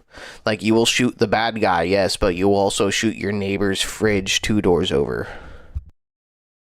People being killed is going to be a bigger story than 3 people being killed. I understand, but the guy still had like 125 rounds of ammunition on him when he was stopped. You would think at least some of the news coverage would at least mention, here's another case that almost turned out to be the same, but it was stopped. They never talk about it. It happens all the time. Shooting? At least 17 people are dead in Parkland, Florida. Just a few months later, in Titusville, Florida, there was an elementary school that was having a big event at a park right next to the school. Had hundreds of students there, and a man came up, started firing his gun. Police say the gunman was then shot by someone else. You know what would have prevented that? A dude with a gun there protecting the kids. Who had a legally concealed weapon. And was able to... Yeah, any of you guys seen the church shooting? That was the craziest one. Well, there was a church shooting, and like this old man in the very back of the church, like one fucking the guy. took him out. He just like gets up and just like one taps him. It's like boom, one shot, he's just dead. It was crazy. He blew his brains out. Seriously wounded, and thanks, Aleka. I honestly, before he was able to go and kill him. Honestly, I literally just heard of you today. We watched Angry Duck's video, and you were one of the cameos in the Angry Duck video. And I was like, "Who's that? She looks cool. I don't know who they are, but they got a really cool design." I'm glad you stopped in. I'm glad you like what you see. Anybody? The bystanders saved a lot of people's lives, says the police. But I never heard about that. And I looked into you too, man, because like I really like your music. Beyond that, the FBI somehow also missed it. At crimeresearch.org, Lott lists cases where bystanders stopped shootings, cases that the FBI often ignores, like this one. 3 people are dead, several others injured. Raul Mendez was at a party taking selfies with his pregnant wife, but then a guest at the party began firing at people. Catches me in the right side of the head. Bullet entered right here, right by my ear, goes straight through my face and out my left eye. Somehow, Mendez recovered. I gained consciousness, and I unloaded 4 rounds and finished them off. He probably saved. It's crazy how a lot of people don't really think about those type of injuries when it comes to gunfights, dude. A lot of the times, bullets will not penetrate bone, and they will travel along bone. So, like, what that dude just had happen to him is the bullet went in right by his ear, traveled around his skull via his cheekbone, and exited the other side of his face. Like, that's crazy. Lives of a dozen people, including his wife and daughters. You know, prevented him from, killing those girls. Good man, You protecting always his carry family. a concealed gun? I always do. Definitely don't want to blow your voice That's just out about for being sure. prepared. Like, you gotta take care of That's that, true. especially if it's your main export. Instances like this. But somehow they have no record of your case. They're not recording the true numbers. Guns This actually dude is so saved. it's a fucking badass One dude of for many real. cases like that the FBI is missing. It happened. Why wouldn't they include this? There's a lot of political views that people let infect their data. To I be had able to sustain such an injury and the mental shock of being shot, and then to just kind of like bounce back and be able to defend yourself and your family and other people while a bullet has probably just ripped your face in half. That's some mad work, dude. Like, that's some Doomslayer bullshit right there. Bro got shot in the fucking head, woke back up, and was like, nah, I got a job to do, and did his job. With the people in the FBI, I had people go and tell me, well, I'm a Democrat, as a response. I can only pray to God that I have such fortitude in a situation like that. As if somehow that's how we determine whether or not to fix the data. The FBI That's who crazy. carry guns are anti-gun. It's just not believable. I think the people at the top I think are more politically motivated than maybe your rank and Of course file. they are. They're not anti-gun. They're not anti-gun. They want to take your guns away so that they can be the only people with guns, so it is easier to push you around. To lose Think power. that it would go against They the want the citizens to lose power, obviously. narrative that they want to go and push. I don't think they covered that. He was just a dude at a party with his wife and Those kids. cases they missed. They responded, their data is... The funny thing is like even if I were to go like maximum black pill on this, if I went maximum black pill and I said that these fucking Democrat leftists, like woke leftists, that they want to get rid of guns so that less criminals would get shot, I'd totally fucking believe it. Because it already aligns with how they act about criminals in the first place. Like that's how guys, that's how crazy shit is right now. Is like if I said something like that, it would be believable. I'm not saying that's what's going on. I'm just saying that it's believable. Like if you heard that, you'd be like, if somebody told you, "Hey man, we have statistics that like, or like this Democrat said this thing," you would totally be like, "Ah, yeah, sure, I'd believe that they'd say that." That's exactly what the community's for, Aleka. It really is. We're all here to we're here to find like-minded people and elevate them through our own culture and music and you know, whatever Skybrows does. It's a great community to be in. We accept you with open arms, and I'm sure you will get a lot bigger here in the coming months. Is not intended to explore all active shooter incidents, but rather to provide a baseline understanding. Because they have so much sympathy. They have so much sympathy for criminals. And then they're like, well, we need to disarm the law-abiding people. Like, those are the people we need to go after. Seems like they admit their data's incomplete. But the media sure don't. This kind of outcome is rare. Look at people like Keen and Silas, dude. Like, they were kind of latecomers to the scene, too. And Keen's already over 1,000 subscribers. And I think he just started his channel recently. Same thing with Feeble Mind. Like, he was already, like, a kind of, like, a bigger channel. He had, like, 2,000 to start off with when everything started happening. And he's gained, like, another 1,000 in such a short amount of time. It's unreal. Same with Penny Bloomfield. Penny Bloomfield is a pillar of our community, really supportive, and she went from 0 to 500 plus. The growth is insane and unreal here. Keen is honestly like one of the best of us when it comes to just general being and vibes. Feeble Mind too is just like one of the best of us too. He's just a really stout, grounded, devoted Christian. This is very rare. No, self-defense is more common than they say, and it does stop lots of crimes. It'd be great that was a bad idea. We could just get all guns to disappear, but the problem... It's a bad idea, chat, by the way. Just letting you know. Self-defense is more common than they... That's a really bad idea. That's a terrible idea. It's too close to the guy. He can disarm you. say. Self-defense don't. I'll see what happened here. You really don't want to be within snatching distance, but like when you're trapped behind a counter, you kind of have no other options than to just shove it down their fucking throat, you know? Like that's all it is. Like, what's the guy gotta do? Like, just fucking retreat 2 feet to the left or something? Is rare. This is very rare. My biggest thing is pressing your firearm against somebody. You don't want to do that because like you could potentially move the slide out of battery, just like by a freaking cun hair too, and it will not action at all. You press it against somebody's skull and you go to pull the trigger and nothing happens because you've just ever so slightly moved the slide out of battery. No. Do not push your gun up against your attacker, like, by any means. Like, just don't do it. Self-defense is more common than I'm a be real. I probably would have just shot him. they say, and it does I don't know about you, Chad. I probably would have just shot. stop lots of crime. I probably would have shot right away. I would have shot in the chest. Like, I wouldn't have even brought it up to his head. I would have brought it up to, like, hip length and fucking shot him in the chest. Who obey them. Every place in the world that's either banned. That guy had mad restraint. That guy had mad restraint to, like, not shoot him there.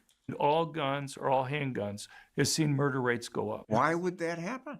If you're primarily disarming their victims, you make it easier to commit the crimes. But the so-called experts still say... Well, not only that, he didn't have control over the gun. It kind of looked like he did, but all the other guy had to do was take a step back while pulling his arm up, and then he would have been able to shoot him.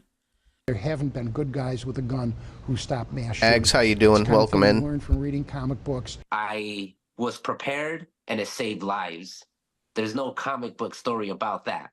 Those are facts. That's what happened. I was there. I'm sure there's many more out there. It's funny too, because when I talk to colleagues in my field, I'm like, bro, if anybody ever puts a gun up to you, just grab the slide and push it back. Like, if you grab the slide, they can't fire. Like, it's just if the slide is moved back, like even like the smallest fraction of a fucking centimeter, it's not doing anything. So yeah, just grab the slide, pull it or push it toward the person that's aiming the gun at you, and also with the leverage of you grabbing the top of their gun and pushing back on the slide, you can probably tilt it out of their grip and then disarm them. Not telling everybody to do this because, like, you gotta have balls to fucking do that, but like yeah, food for thought. That'll go unheard. Stories like this do often go unheard in legacy media, but we cover them at Stossel TV. Dude, I love this guy's channel. If you like what we do, click that button and share this video. This guy's channel is so fucking Slide and guide it into your own mouth. I love that's how you assert dominance. He was on the news, wasn't he, before? Didn't he do, like, news reports? Like, those, like, kind of investigative journalism reports? Wasn't that what he did before? 40 years of reporting. Oh, it was 2020 with Barbara Walters and Nightline. Whoa, what the fuck? All You Can Steal. What is this? The federal government. Another one here by Stossel. Loses up to $521 billion annually. I should probably take the time to watch some Mass Ayub videos on stream, bro. He's a really, really learned self-defense expert. To fraud. Politicians create programs to help the needy, and lots of the money gets stolen. Since 2020, fraudsters have taken at least $36 billion and as much as $3 trillion. It's easier to get people on benefits than it is to get people off benefits. Andrew McClenahan's nonprofit works to stop fraud. We support the prevention, investigation, and prosecution of welfare fraud. McClenahan says part of the problem is that agencies are judged on how quickly they give money out, but they rarely check whether it goes to the right people. So you're measuring the success by the amount of money put out. The reason why is because their ass isn't on the line if they're wrong about it. Like, it's easier for them to just not care than it is for them to I'm severely underqualified to effort teach to anybody look self-defense, man. Like, I'll be If they're real gonna with you. Like, I have opinions and I have some experience, but like, So then they I'm just- a lot of the not times they're super just like, qualified well- to teach that shit. They're just lazy about it because it's not their money. Biden said, "We will catch cheaters." My message to those cheats out there is this: you can't hide. We're going to find you. But they rarely do. We can't find $150 billion. There's nothing you can do when you're giving out that much money. Sure you can. It takes less than a second to verify things with data connections these days. But Elon Musk at Doge learned the government seldom uses modern data connections. Many records are stored not on computers, but on paper. Man. Here, underground. There's a limestone mine where we store all the retirement paperwork. This mine looks like something out of the 50s. So it looks like it's like a That's time warp. crazy, man. They're relying on rules and regulations that were written for pen and That's paper retarded. in the 1970s and 80s. 1.26 million. What was that money spent on? There aren't any kids. Minnesota recently became the visible example of how easily programs are exploited. And government officials didn't uncover that. If that's the case, we need to raid those fucking mines and find out what they're fucking hiding down there. That's crazy. It's weird that this kid does what all these government investigators didn't do. There was articles almost as back if in it's been 2018 like talking about the millions of dollars in suit. it's almost as if it's been purposely left to obsolescence, right? Like it's obsolete on purpose so they can get away with the shit that they're doing. Cases being flown out of Minneapolis and the widespread fraud that's up there. But it took a 20-year-old with an iPhone to go in there and expose it on Twitter. Hello, we'd like to ask where the money's going. Levin's a dork. Levin is a fucking dork. Once Nick Shirley publicized the fraud, the White House froze billions in welfare payments. What they are doing is creating confusion, chaos, trying to intimidate people. Progressives defend all the handouts. There is no reason for them to fully stop funding these programs. The only reason they are doing that is for PR purposes. This is on my watch. I am accountable for this. But Minnesota's governor allowed it to go on for years. He blames the laws. These are poorly written, and it left openings, and the goal was to get the money out. They sure did that. As long as you're giving out millions in handouts, there's going to be lots of fraud. There's no way to stop. You're not wrong, John. In fact, during COVID, we saw it with the unemployment insurance. I just been swiping for EDD. Go to the bank, get a stack at least. EDD is California's unemployment insurance. I got a shot at the Donald Trump. I just might swipe me a little son. Swipe money President Trump rushed out to states for pandemic relief. Stealing from the government has been glorified for decades. $24 billion was lost on homelessness spending. 55 billion during the pandemic. Fraud goes on in every state. $250 billion. $120 million. $21 million stolen in just Illinois. Some stolen funds. And the thing that's so irritating, right, is like this is your money. This is money that you could have used. If you're like an actual working citizen that's actually paying taxes, there's an expectation that your money is going towards stuff that will benefit you and benefit your community. And like, it doesn't do any of that. Allegedly went to terrorists. Ending up in the pockets of Al-Shabaab, an Al-Qaeda-linked terror group operating out of Somalia. Ridiculous. Everybody knows that the United States is the easiest game in town. These are American programs. People in those other countries aren't eligible. That's right. Yeah, because we're retarded. But if you're not checking to see where somebody lives, where they're applying from, who they are, you're not going to find them. We literally rang the dinner bell for the whole world, and they answered. But most of the stealing is done by Americans. A scheme to steal $250 million from a federal program that was meant to provide meals for low-income. That's such bullshit, man. The Somali fraud has been like flagged at over like $1.5 billion, I believe. The number is possibly higher, but the thing is there's way more foreign-born fucking asylum-seeking, just non-American systems fraudulating the system than there are Americans. And even if there are Americans fraudulating the system, they need to be held accountable. Kids. And here's the thing, and I totally agree with Nick Shirley on this. I don't really care who it is. If it's like illegals, Americans, I don't care. It's just when it's illegals, it's even worse. When it's immigrants, it's even worse. It's like a compounding factor. But it doesn't.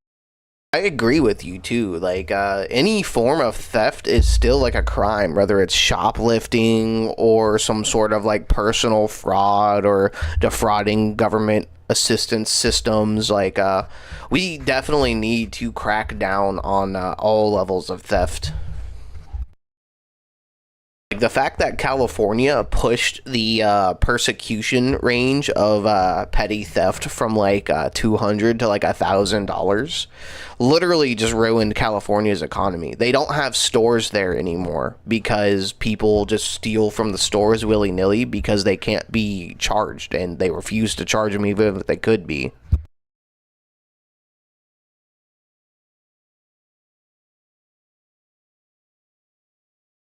Exactly. Like, a lot of these people have stolen more than the average American citizen working every day of their life would ever fucking make. Doesn't mean that the original issue is wrong.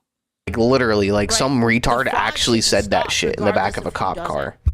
It's just extra pisses you off if it's an immigrant, because it's like, we let you in here we let you in here through like the goodness of our own hearts, and then you fucking backstab us, right? So that's why it's more annoying, and everybody knows. The average American only makes like 30 to 50,000, maybe a little higher. Like the averages change from time to time, but I know, like, you know, just like the average everyday like Target worker, gas station worker, retail worker, you know, public service worker, they only make like 50,000 like at max.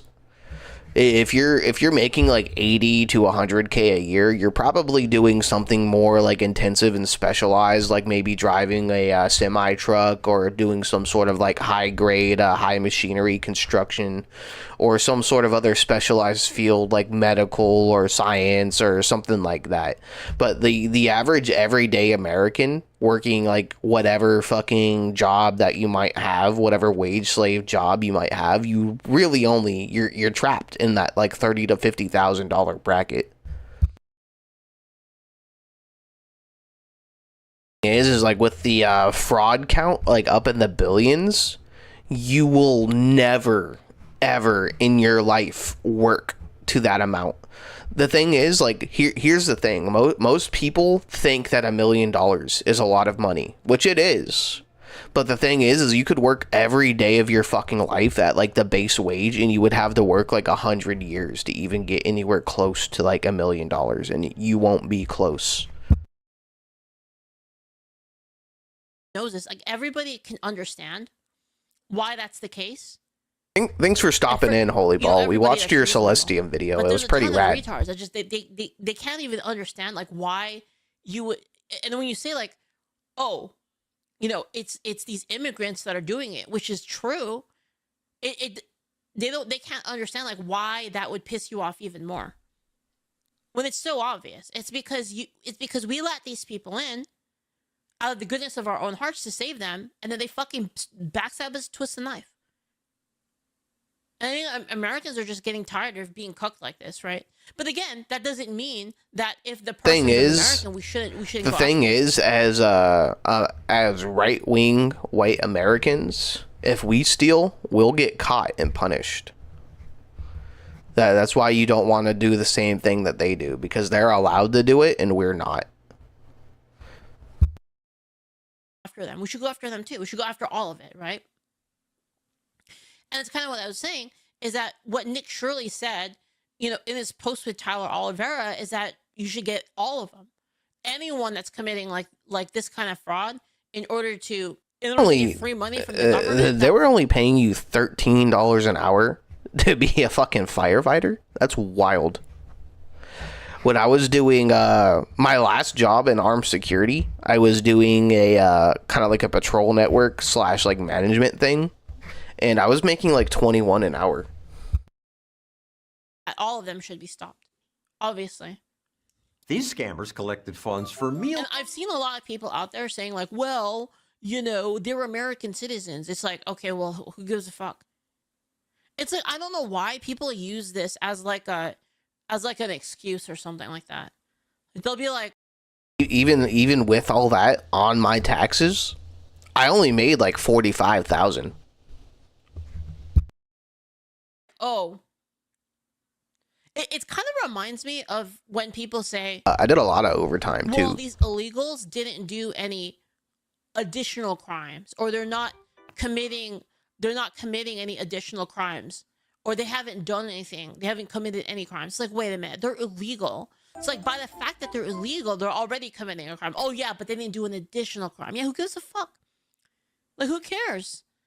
Now the act of hopping the border illegally, like coming into the country illegally, is already just like, you're fucked. You know, like you committed a crime off rip.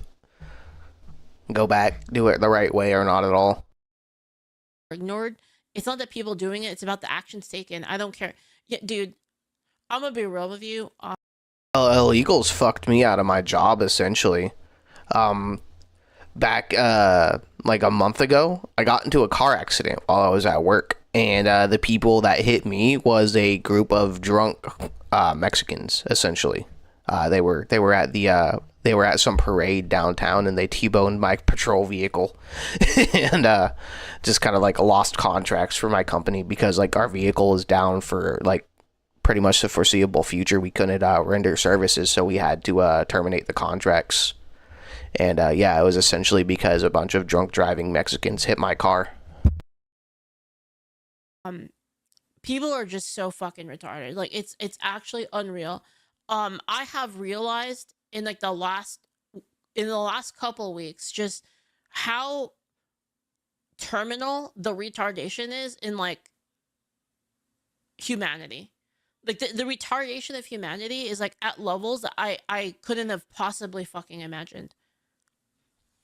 Like it's actually insane.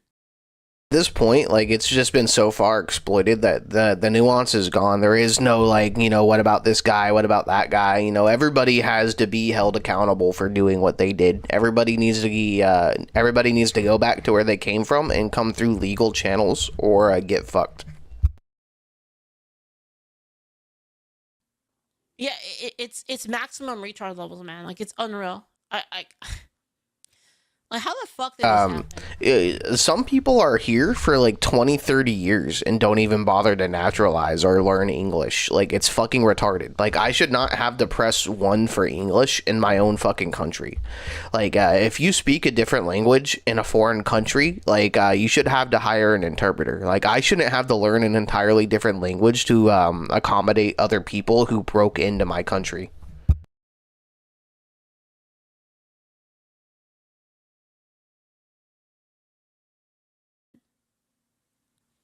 How the fuck, man? Right, like you have American Tyler dream is Rivera dead being because like, fucking people like this killed these it. people are stealing money from us. Houses Nick Shirley anymore says because that there's no everyone- housing because BlackRock and fucking other big countries fucking bought all the houses and priced people out of the rental market. Fucking can't make a livable wage anymore because the tax dollar and like the American dollar is so far fucking stressed that your spending power is fucking nothing. Like it's gone. It's all gone. Like the thing is like we need a really great big reset. We need to eject all of these fucking people out of our country. We need to reclaim all of the money that's been given to foreign powers. Like every red cent giving to trans ideology centers in Iran, every bit of money that the Somalians took, every bit of money we've given to Israel, every foreign dollar spent needs to be brought back and just washed through the American economy. What did he say exactly here? Let me get exactly what Nick Shirley said. Expose it all. That's all he said. Expose it all. So he's like, these people are abusing the welfare system, right? They're abusing the welfare system and there's like some fraud going on. And then Nick Shirley goes, expose it all. And everyone's like, wow, this guy's a total anti-Semite. Like, what the fuck? Like, where the hell did you get that from?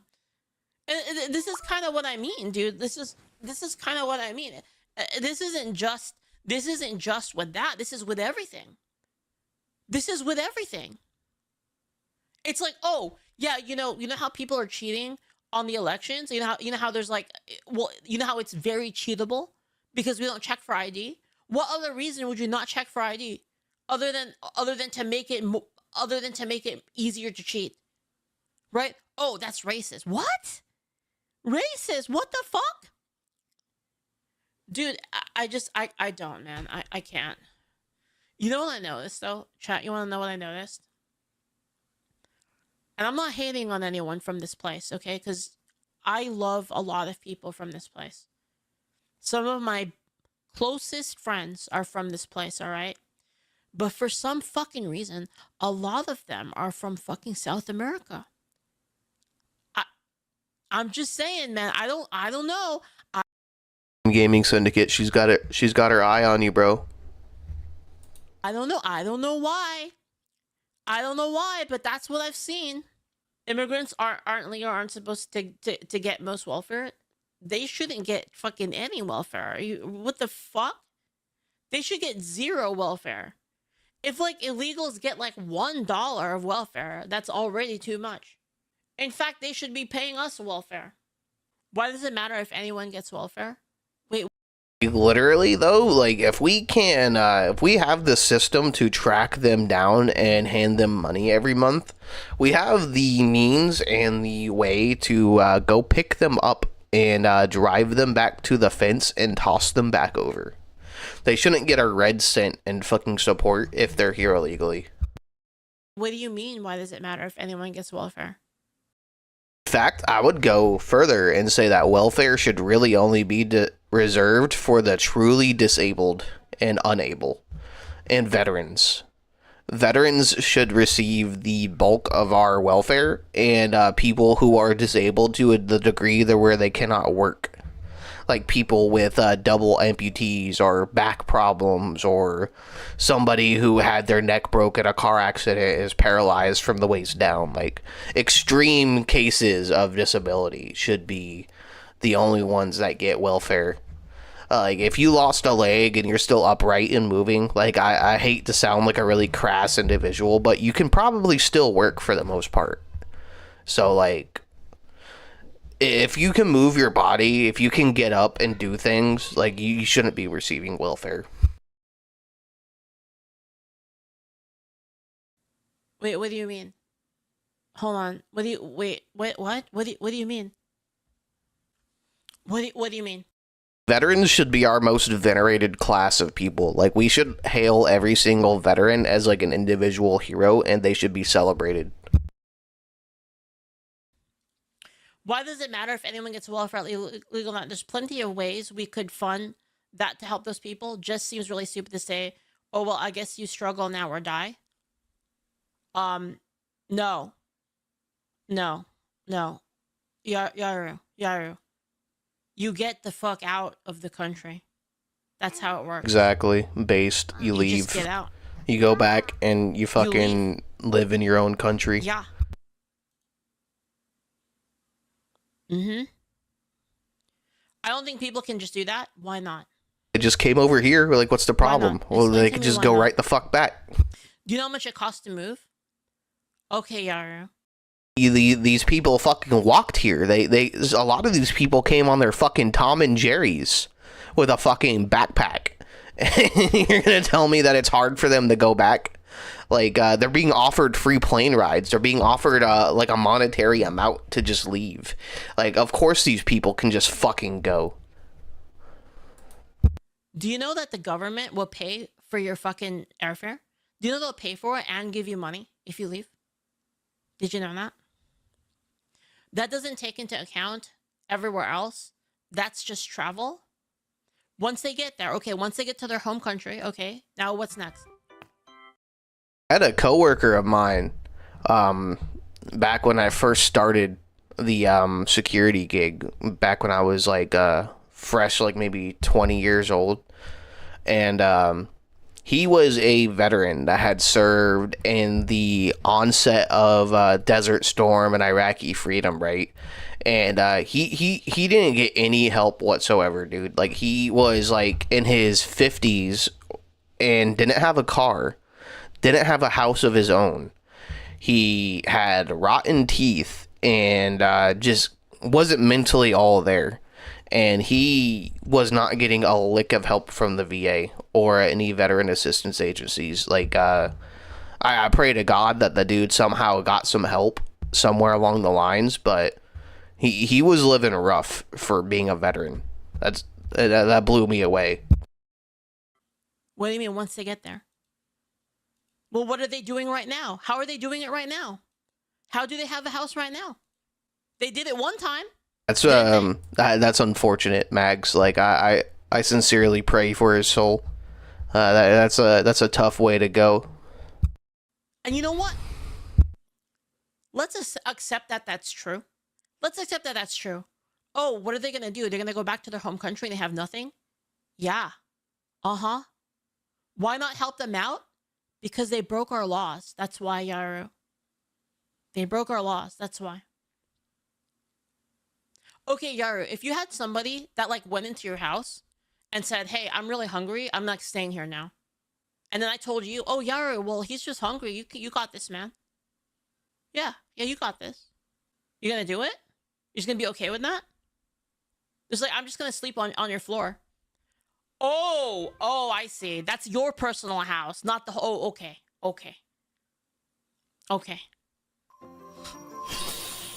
Oh, okay. That's always how it goes, man. All these people are like, yeah, let all these people into the country, let them stay in your houses, let them flood your neighborhoods, but not my house, though. That's my house. They can't come to my house, but they can come to your house. These people are always so fucking stupid. Their heart bleeds on your behalf. They want all these good things, but they want you to do it. Same thing with all the negative shit they push. Like, this person is probably one of the people that, like, indirectly prays for somebody else to commit some sort of like heinous crime against like the president or like people like Charlie Kirk or something like that. They want these things, but they're not willing to do it themselves. They're so cowardly and pussified. It's just, it hurts my soul. Okay. I mean, I don't think lizards bleed like that.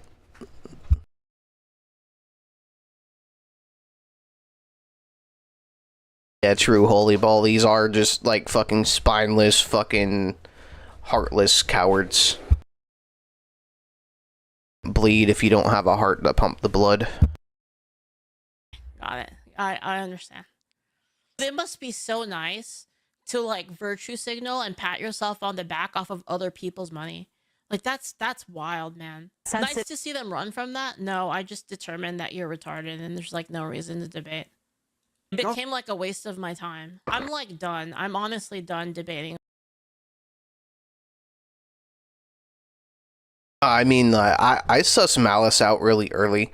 Like, honestly, if I can draw the conclusion easily that it's malice, it's most likely malice.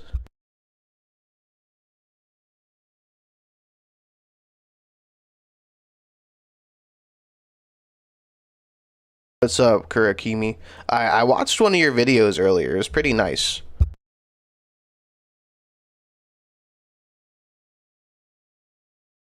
What's up, Fashizi? How you doing, Black? With the retards, it's over.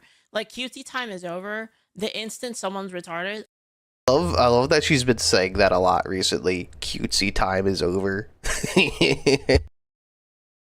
She's mad and lynching a Quango at 3 a.m. on Twitter, like she's still adorable. Unless it's like my friend, then I don't care anymore. That's what people say when they're defeated. Doesn't look like I'm defeated. Everyone's fucking laughing at you. You think like this week thing affects me after everything that's been happening in the last month? You're crazy, bro. This is light work. That was the easiest fucking debate of my life, Yara. The easiest fucking debate. Like, even Tazuto puts up a better fucking front than that. So I probably should back up a bit. Oops.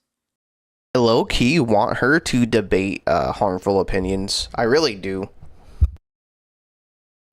I probably should back up a bit here. It's like, dude, you're honestly like everybody learns. Everybody has their stepping in point, right? Even if it's like your second or third video, you're still learning. Like, I'm still learning. I'm not the best either. You know, like all of us are still learning. Like you're gonna be fine. Collected funds for meals never served. They used it to buy cars, expensive purses, jewelry. They did go to jail, and so did that rapper. But that's unusual, since the handouts mostly come from the federal government, not local taxpayers. Randomized. If you have me on Twitter or X, or not X, but Discord, DM it to me if you want me to see it. Many state politicians are not so eager. That old gnome says this year changed me.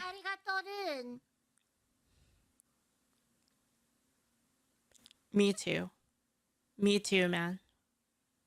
I used to want to always have discussions with people and hear them out fully. And I wanted to find a way that we could all hold hands and be friends and break bread together. I just don't. Not possible because these people don't want the same thing. They don't want equality. They don't want to work with us. They want to eliminate us and take our place. Don't give a fuck anymore. And they'll use any means necessary. And then at the end of the day, if they can't get through you with just disingenuous lies and slander and bullshit and fucking verbal abuse, they'll get physical. They will kill you. They will shoot you in the fucking neck in the middle of a school ground yard just for speaking your opinions. They will see you wearing a red hat and be like, look, we got a Trump supporter over here, and blow your brains out in the middle of the street. People do not want to coexist with you. They act like you're being barbaric for realizing their violent tendencies. But the reality is they're an aggressor. They're an invader. They are an opposing force trying to subjugate us and eliminate us. And then they cry about us fighting back. That's why you don't bend the knee. That's why you don't apologize to these fucking people. That's not what they want. I feel that, man. Like, I've always been pretty fucking radicalized, but I watched Charlie Kirk happen live, and I was at work at the time, and I was just like, nah, this, we can't keep going like this. Detect fraud. There's a profit motive in allowing fraud. States get to retain a share of the recoveries that they have, but they don't get any rewards for stopping it. President Trump recently gave investigators more access to state data so fraud could be better tracked. And states are obeying this? They're actively suing the government. California is one of 20 states suing the Trump administration over its attempt to get that sensitive information about low-income people who receive SNAP benefits. Government giving out trillions. The government is like, let us keep fucking you in the ass. It's actually unreal. And handouts does create bad. I know everybody has different, like, financial means and all that, but if you can afford it, go ahead and spring for Grok Imagine.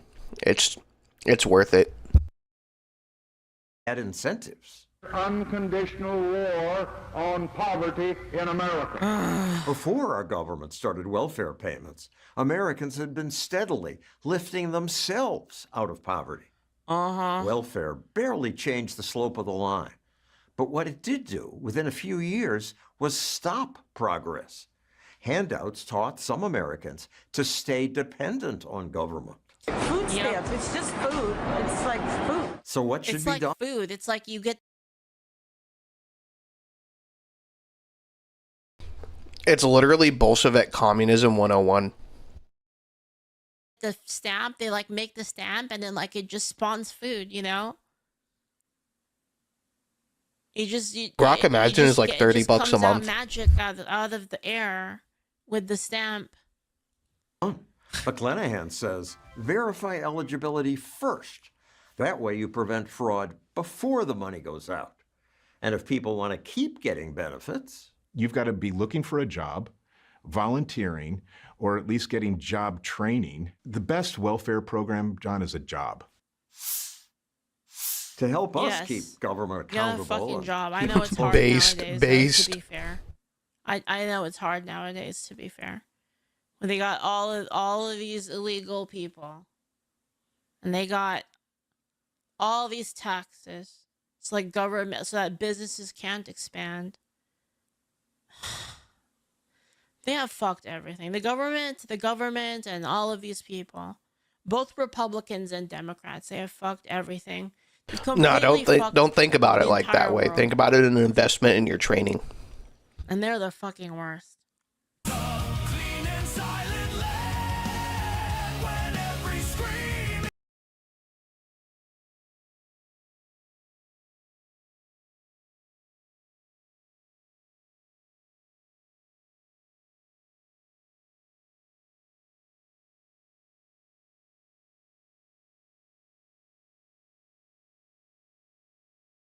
Uh-oh, more Psychro. Let's see what's going on here. Welcome to Psychro Survival Radio. Roll out the red carpet for the grand opening. For the grand opening.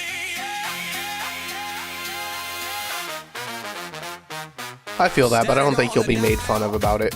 Then your name cuts through. Bunker lights flicker. Everyone's tuned to you. Kicked in door of the airwaves. Dust on the on-air sign. First word hits like a siren. We've been waiting in this line. Psycho Survival Radio. Turn it up, let the whole world know. This is the grand opening. Grand opening. Psycho Survival Radio. From the shadow to a roaring storm. Welcome in. We've been hoping for this grand opening.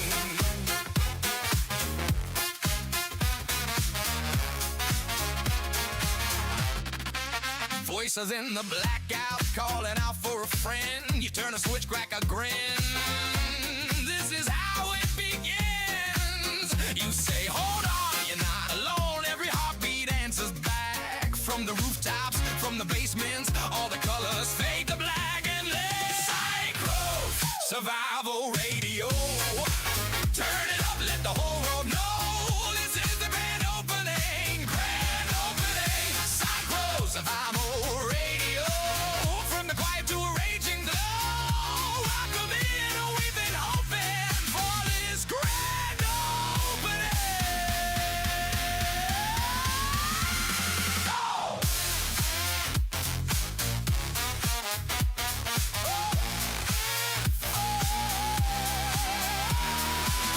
First song, let it shake the rust. Right out, first now, through the sneakers glow. This is home now, yeah, we know.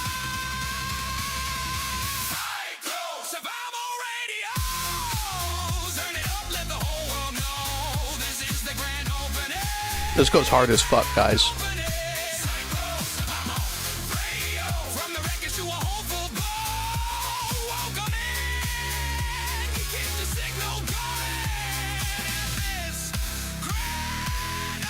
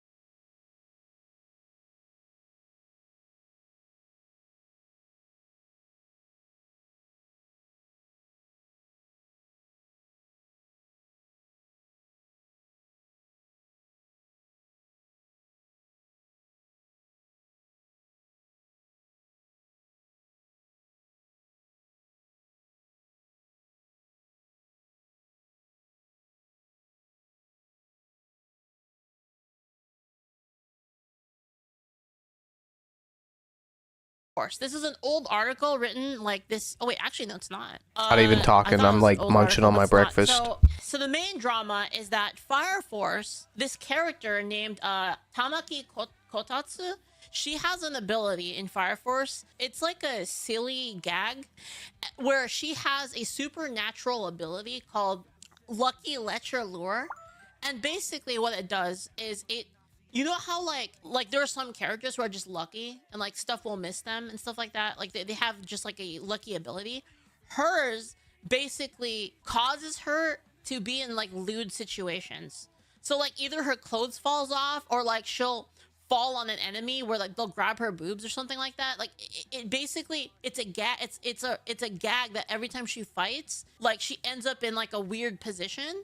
And it's because of her ability. It's like a supernatural like ability, and it's just the author just being funny, just being like stupid funny, right? So he does this, right? But what happens is a lot of the feminists, of course, they get really angry. And they're like, this is very demeaning to women. It's objectifying, like, the character. And they're saying that Fire Force Season 3 needs to cut the fan service and do better by Tamaki Kotatsu, who's like the character's name. I mean, in the article here, the author says, Fire Force is one of the most underrated series currently streaming. It has some fantastic characters and truly amazing world building. However, the series contains one glaring issue that caused it to suffer compared to its competitors. The excessive fan service in the show is nothing short of embarrassing. It is demanding for both the character and the audience alike. Demanding for both the character and the audience alike. Many in the anime's most prominent female characters are often subjected to unnecessary tropes for seemingly no reason. Tamaki Kotatsu undeniably gets the worst of the barbaric treatment. Instead of receiving genuine development, she resorted to an assortment of plot devices. And by the way, she's like kind of a side character. She's not really the main character. On top of that, her lucky lecture lure is easily the worst part of the series. Not only does it force characters into uncomfortable situations, but it severely limits the franchise's overall reach. Without its disgusting quirk, she could be a truly interesting character. So, yeah, people are pretty pissed at this. Fire Force is an amazing shonen about the world plagued by internal combustion. This is like a summary of the show. Like, basically, like, people get lit on fire. And if you don't know, it's the same author as the one who did Soul Eater. And it takes place in the same universe as Soul Eater, as far as I know. So their motivation... Yeah, Abby, how you doing? If you've seen Soul Eater, it's very weird. Like, it's very wacky. Like, it doesn't take itself too seriously as a series. There's like a lot of characters in it that are just kind of jokes. And this is one of the jokes in Fire Force, is that the character is, you know, she's always like... No, I mean, like, I get the whole fan service thing, but at the end of the day, anime isn't for kids. Really not. There are some kids animes, but like the vast majority of anime is not for kids. Even the more mainstream ones, a lot of them deal with like the same like adult situations and hard settings, right? Like even Naruto, there's a lot of wholesome, like kind of like family fun in Naruto, but there's also like kind of lewd fan servicey moments as well, right? And adult jokes and all that stuff. So like not every single anime is for kids, and I'll go off with the leaflet argument is that it's mostly the parents' job to keep their kids away from the shit that they don't want their kids seeing. Me as a parent of 2, soon to be 3, I keep my kids away from the majority of shit I don't want them to see. And it's fairly simple. I just simply refuse to let them have access to it. It's not hard. Tell them no, and then they listen. If you catch them doing it, they get in trouble. Her joke. Their motivations can be easily understood to add to the development, yet there's one staggering issue. With many of the series' female characters, every woman in Fire Force is needlessly demeaned. They each wear insanely revealing clothing. Yeah, there's a lot of fan service in Soul Eater, dude. And on top of that, like Fire Force is also related to Soul Eater too. Wait a minute. Oh yeah, the Fire whole Force thing is a very it's good anime. Like they're kind of like exorcists. That's like one of the things. Is like they're like demons get like people get like possessed by demons or something, get lit on fire, and that's kind of the story. I haven't seen like all of it. I've only seen a couple episodes of it because I'm trying to get my mom to watch it with me, but it's a little hard. But anyway. The whole thing is the nun girl, she prays for their souls. That's the whole thing, right? Am I wrong, chat? That's the thing, right? It's like they have to kill the person because the person gets possessed by the demon, so they have to kill the person. And then when they kill the person, she prays for their souls, right? That's the story, right? Yeah. So that's why the nun is there. She actually has like a mechanical reason for being a nun. Yeah, she says Latom and stuff like that. Yeah, anyway, even Sister Iris, see, they wear... Because I mean, like, where do you draw the line at like what's egregious and what's not? You know, how do you define that line societally and culturally, legally between just basic fan service and hentai? Is it nudity? Is it shape? Is it situational? Like, where does the line end and where does the line end, or begin and end? Where does the line begin and end with shit like that, you know? Like, I don't know if my mic was muted or not, but, fucking shit. Like, where does the line get drawn? As a society, as a culture, like, legally, like, what's the difference between hentai and fan service? Is it, like, full-on nudity? Is it the situation? Is it, like, the audio accompanying it? Is it just shape? Is it pose? Like, exactly. People just need to police themselves better, and they need to police their families better. Insanely revealing outfits or drawn angles that make the characters that make the viewers easily uncomfortable. Well, like, that's subjective, right? I mean, some people like that, especially like old anime. And like, this might be like me being like an old anime head again. Like, you know, I know this, guys. Sorry, No, I said this on stream a while ago. Like, I had to literally force my wife to watch the schlep videos before she agreed to let me be hardcore about getting my daughter off of Roblox. And the thing is my daughter played that Dress to Impress game like a motherfucker. She played a lot of games that were like kind of like Family Simulator, Playhouse, fucking City Life Simulator type shit.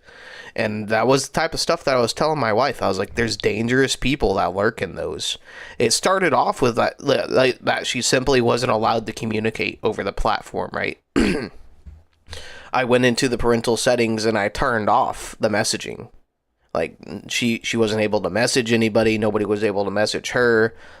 She plays on my personal Xbox account, so I locked down all the messaging via that as well.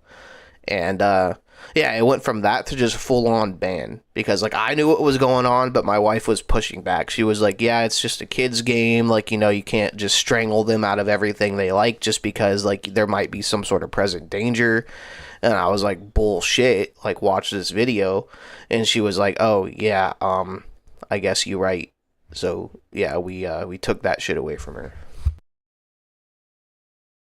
A little bit of a tangent, but I've noticed that the culture on the internet is very different now, in that people they take themselves too seriously, and they get upset at like literally everything. So like back in the day, like it's like nobody took anything seriously. It was all just a meme. Everything was a meme. And people were joking about like literally everything. It was like the GN from outer space, you know. Anyway, back in the day in anime, there was fan service all the time. Anime, it was just like normal. Normal for anime to just have like random fan service in it. And nowadays people hot take. Fan service is kind of a cornerstone of anime. Like, if you're not seeing a panty shot or like a blushing cute girl or like some sort of like precarious situation where like the girl rounds the corner and fucking levels the dude and then they're on top of each other, like it's not anime. Like, those moments and those visuals kind of define what anime is. Look at Sailor Moon, for instance. Sailor Moon is one of the oldest what I would consider a girls anime. And Sailor Moon is like almost 50% fan service. Their transformation scenes are very fucking lewd. Pretty much shows a nude teenager, which is like arguably kind of like borderline. But the Sailor Moon is one of the most fan servicey anime I've ever seen. Say, if there's not like a beach day episode or a hot springs episode, it's not really an anime. so upset at it. It's kind of, you know, whatever. So maybe I'm just from a different time, and like that's why I'm having trouble, because like, you know, nerds getting kicked out of their homes. Back in the day, Sailor Moon was on Cartoon Network. It was on like fucking 4Kids TV, bro. Like, Sailor Moon was like directly shoveled into the mouths of Western kids everywhere. Tell me a news at 11, am I right, chat? Nerds getting kicked out of their homes, pretty typical like thing for us. Every single fandom that we have, everything, like, you know, and this is just me ranting a bit, but as like a nerd, I'd be like, oh, that's a great thing. I love that. Like, let's like build a community around it, and then like certain people get in and then they kick everyone out. Oh, this is ours now, and you're gonna change it to like how we want it. And it's like, oh, okay, great. Well, I guess I'll leave then. Peace. I'll see you guys later. I remember that. And you find a new thing, and then that new thing is like, okay, this is my new home, and I love it, and everyone's. Thanks for coming out, Mags. And then they're Glad like, to see hey, you. can we be included? And you're like, yeah, sure. I love the thing, so like, glad to have you here. And like, actually, now that I'm here, this thing makes me uncomfortable. We need to change it. And it's like, oh boy, here we go again, right? And that's basically the experience of being like an ancient nerd. Whether it's anime, games, comic books.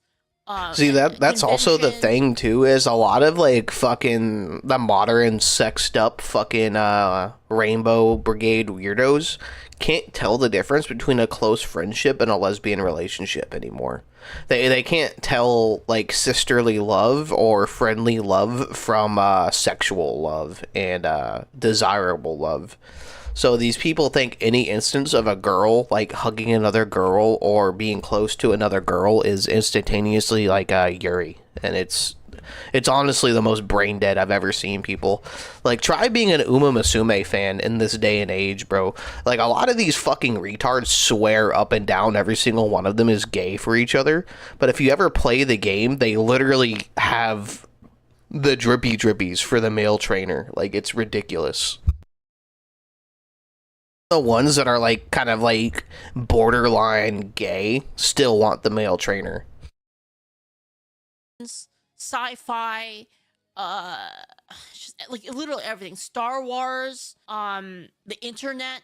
It's like back in the day there were no normies on the internet. The internet was like the world of nerds. Like, cool people didn't like the internet. It was like some nerd shit, right? Until like Facebook came out or something, like Facebook and all those things. But I think it was MySpace, actually. MySpace, and there was another one, I forgot what it was called. But anyway, until that stuff came out, and then all of a sudden like social media came out, and now everybody thinks it's cool to be on the internet, and now like they want to police the internet as well, and it's just really irritating. And this is why now you're seeing like such a backlash from nerds being like, get the fuck out, right? They'll be like, oh, anime, like you want to remove the stuff from anime, get out. Game I honestly think that it's more or less just like kind of like a desire for validation, and they're not getting the validation, so they're pushing their viewpoints like in their own reality onto these characters in order to like self-validate. I mean, get out. Right? People are finally like fed up with it because like we've been pushed out like so much, and this is why you see like especially like Warhammer people, like the 40K people, they're like super the thing is like if I just said one overarching love, people would say something different too.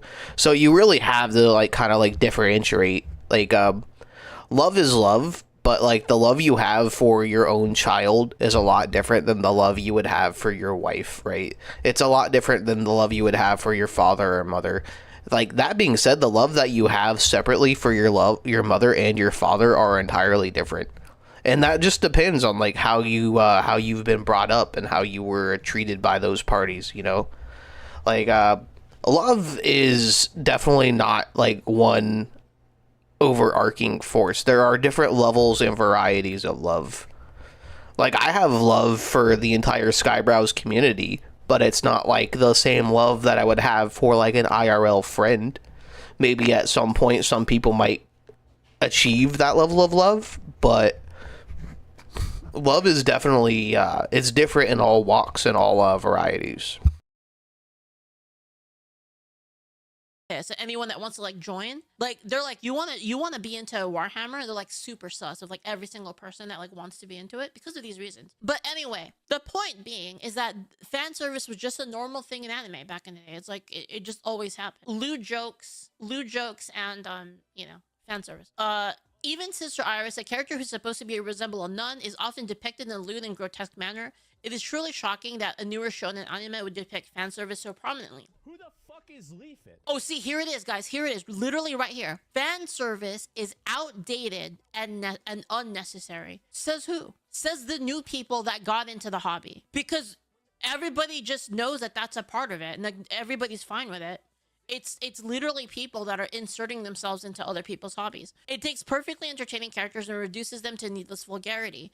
Many people, and the thing is there's plenty of anime that don't do this, right? This isn't like every single anime. There are more serious anime that don't do this. Like, take Freerun, for example. Like, Freerun has like very little fan service compared to like other things. Easy, did fucking Eustace take like, over your account? Guardian of the Sacred Spirit has like 0 fan service. There's plenty that have 0. What does shonen mean? Shonen means boy, and so it's like the genre. The target audience is like young boys, which is like basically like superhero stuff. It's like combat, like really cool combat, like burning passion arcs. Like the characters are like, oh, like I'm so badass, right? And that's what it means basically. Seinen is more mature stuff. Yeah, exactly. And the thing is like, to be honest, the author of Fire Force and Soul Eater, their stuff is a little bit more mature. It's a little bit more mature than something like Dragon Ball or something like that. Like the topics are more mature than those shows. But even then, like in Japan, Japan's culture is just different. Like they just have a different like view of things. Like they're not so like prudish about stuff. If you watch like old Dragon Ball, for instance, old Dragon Ball had like Goku walking around with his dick out. Like actually, that was like legitimately, an actual thing. And like older anime used to have like no qualms of showing dick and balls. Like they would be really selective about like showing tits and vagina if they did. But like a lot of these older kind of like shonen anime really did not give a fuck about showing dick and balls. Old Dragon Ball, and like there was even stuff even in like the old original Dragon Ball. Don't even get me started on Goblin Slayer, because like it's a good anime, but I had to choke it the fuck down. Like I got so sour during any of the goblin scenes, like I just could not watch. Like I hate everything to do with that type of behavior. It boiled my blood. It boiled my blood really hard watching fucking Goblin Slayer, to the point to where I would have to like go out, smoke a little bit, calm down, and then come back in and keep watching it, because I just could not bear to watch it.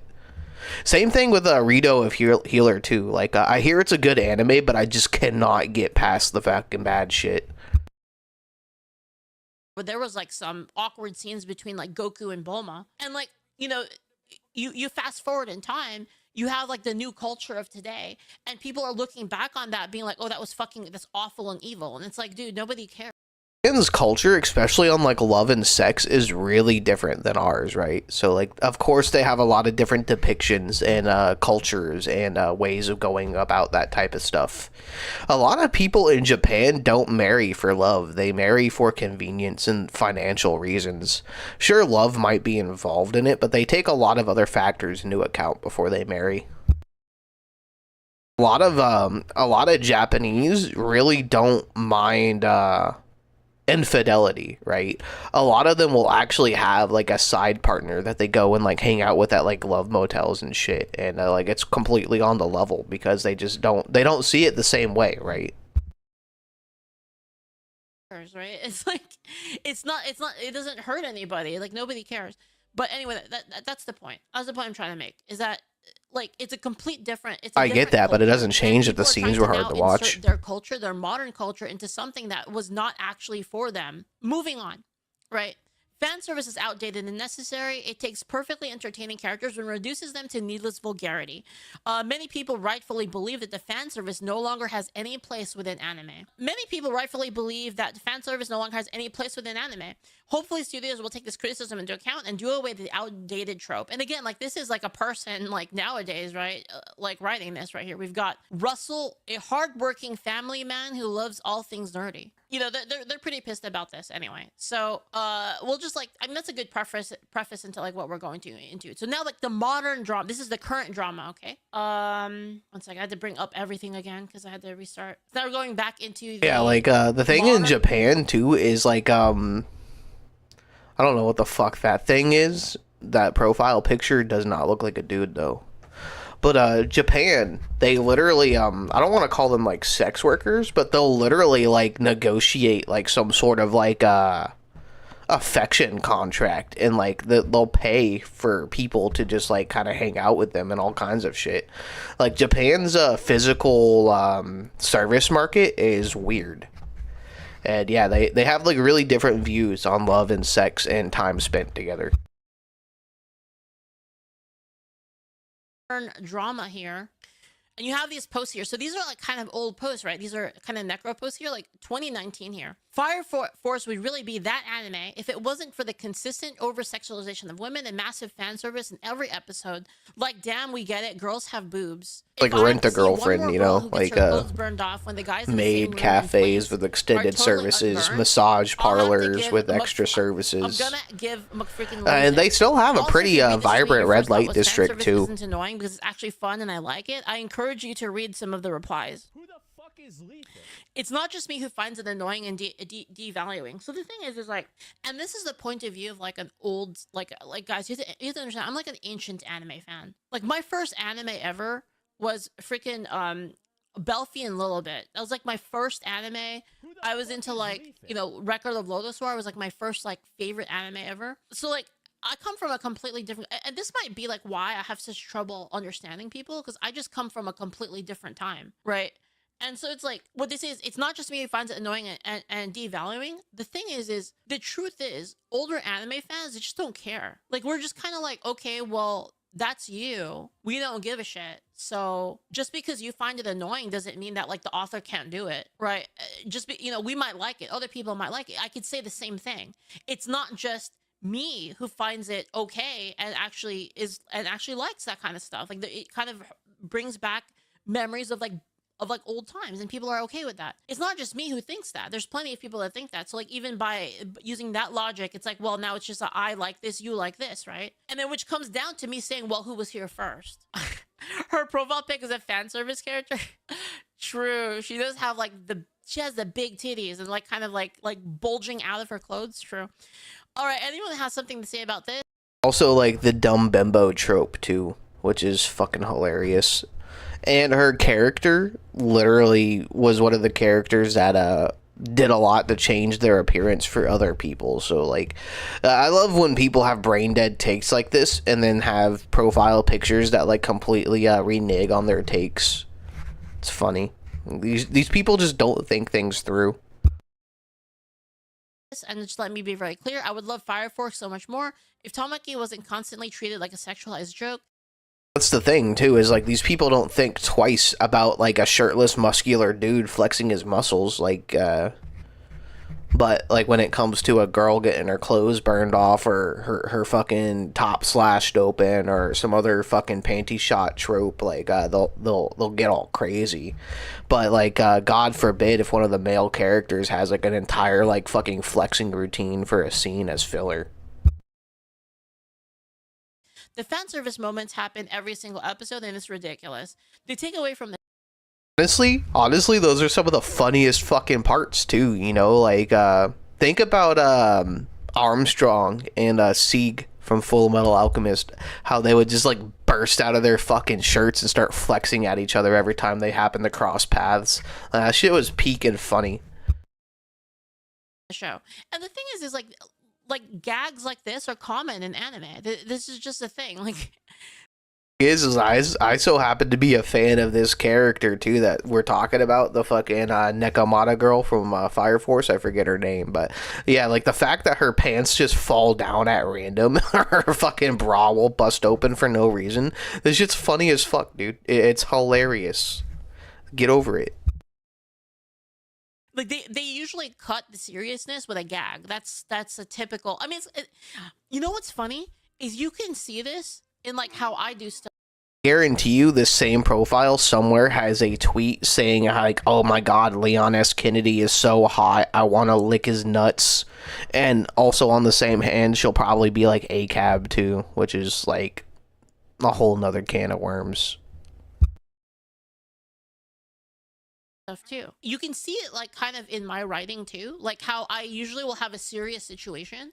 Like there'll be like a really serious situation, That's like a lot of what it is. Really like sad going on or like something really dark, and then there's just like a stupid joke in the middle of it, right? Like you guys have seen like my TTRPG writing where like I'll have like there'll just be some like stupid thing, like Helvetica for instance, right? Like the whole situation's dark. Like they're like killing people and like they're killing people and trying to like resurrect like this goddess, right? This goddess of evil, and like they're willing to just like execute people, but it's like she's kind of a joke. Like she's kind of funny, Right, like she has a gag where she's just really stupid. I'm muting this now because I'm tired of dude bros telling me to enjoy seeing Tamaki and Iris get their clothes. But no, you don't have to enjoy it. This is the difference. This is the difference, I think, between like anime fans, like older anime fans, and like kind of these people that have like that come from a completely different culture, right? And they're inserting themselves into the fandom. We don't care. Like if you don't want to enjoy it, then that's fine. You can watch different anime. You can watch an anime that's more serious. Like having this kind of stuff in the anime, like we're fine with it, we're okay with it. And if it doesn't have it, we're okay with it too. It's up to the author. We want like the author's vision. We want that culture that the author wants to show. The fan service in Gurren Lagann is almost the same as the fan service in Kill la Kill. Kill la Kill goes really far with the fan service, bro, but like Gurren Lagann Gurren Lagann is a fucking masterpiece, dude. Like even with the fan service, like that scene where they're fucking blasting up through the sky on Lagann, I think is the smaller one, right? And Yoko's tits are just going fucking crazy because of like whatever reason the author of the fucking or the director of the show decided to give her like immense jiggle physics for no fucking reason. Like that doesn't diminish the story.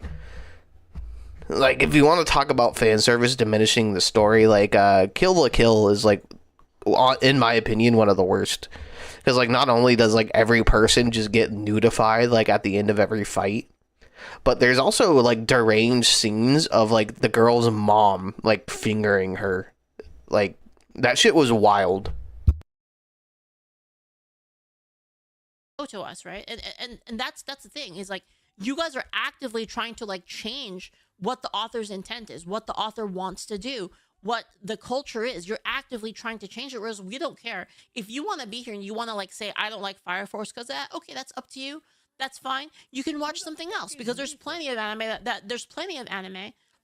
don't have that. Now the issue is when you're like, oh, Gurren Lagann's fan service kind of fizzles out like midway through. And like once they get to the point where they like have their own civilization and they're about to branch out into space and all that shit, like the fan service kind of gives way to more like giant robot fan service. Like it's always been more about the giant robot fan service and the stylistic frames. Like honestly, like one of my most memorable frames and like scenes from Gurren Lagann is the scene before Kamina fucking fights the one dude in the mech, and he pulls out his katana, and his katana is like 90 feet long because of like the weird fisheye shot that they do with it. okay, I'm here now and it's gonna cater to me. That's the problem. That's what people are upset with, right? Like their name here is like Gurren Lagann is peak.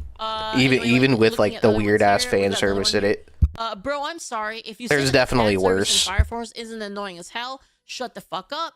Tamaki was about to have a bomb-ass fight and it ends with a dude grabbing her boobs and seeing her ass dog shit, right? Just like people like super fucking mad at this entire gag that the author put in, right? So here's where we go into the kind of more modern day here. So the author heard about all of this drama. He heard about all of it. And the author claps back in the writing like a fucking total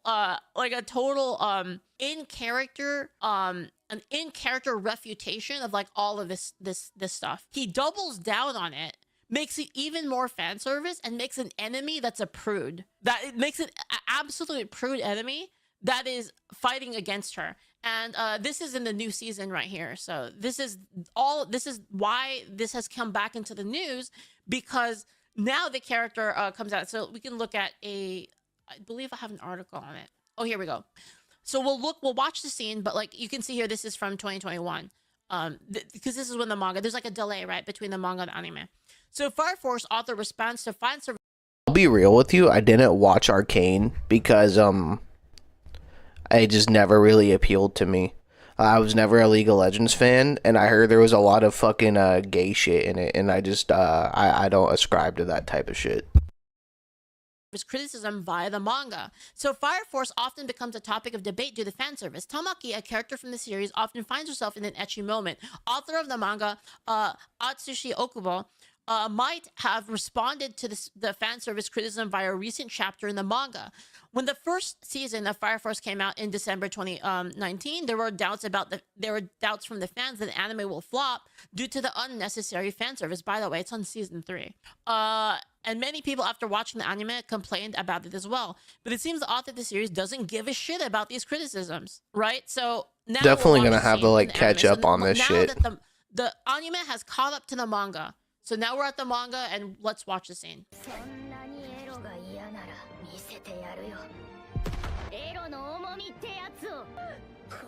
She had the weighted clothes gag and everything. That's funny. Dude, the fucking writing, dude. The writing is real. The writing. Literally, Karenism. Use that shit all the time, man. I love Kamina. That's unreal, actually. When it comes to Gurren Lagann, man, and especially with how I frame my own personality, I channel a lot of people like Kamina and All Might, like just like the overbearingly optimistic and positive people, especially in the face of like the most egregious adversity. I try to channel characters like that into my own personality because it's just who I want to be.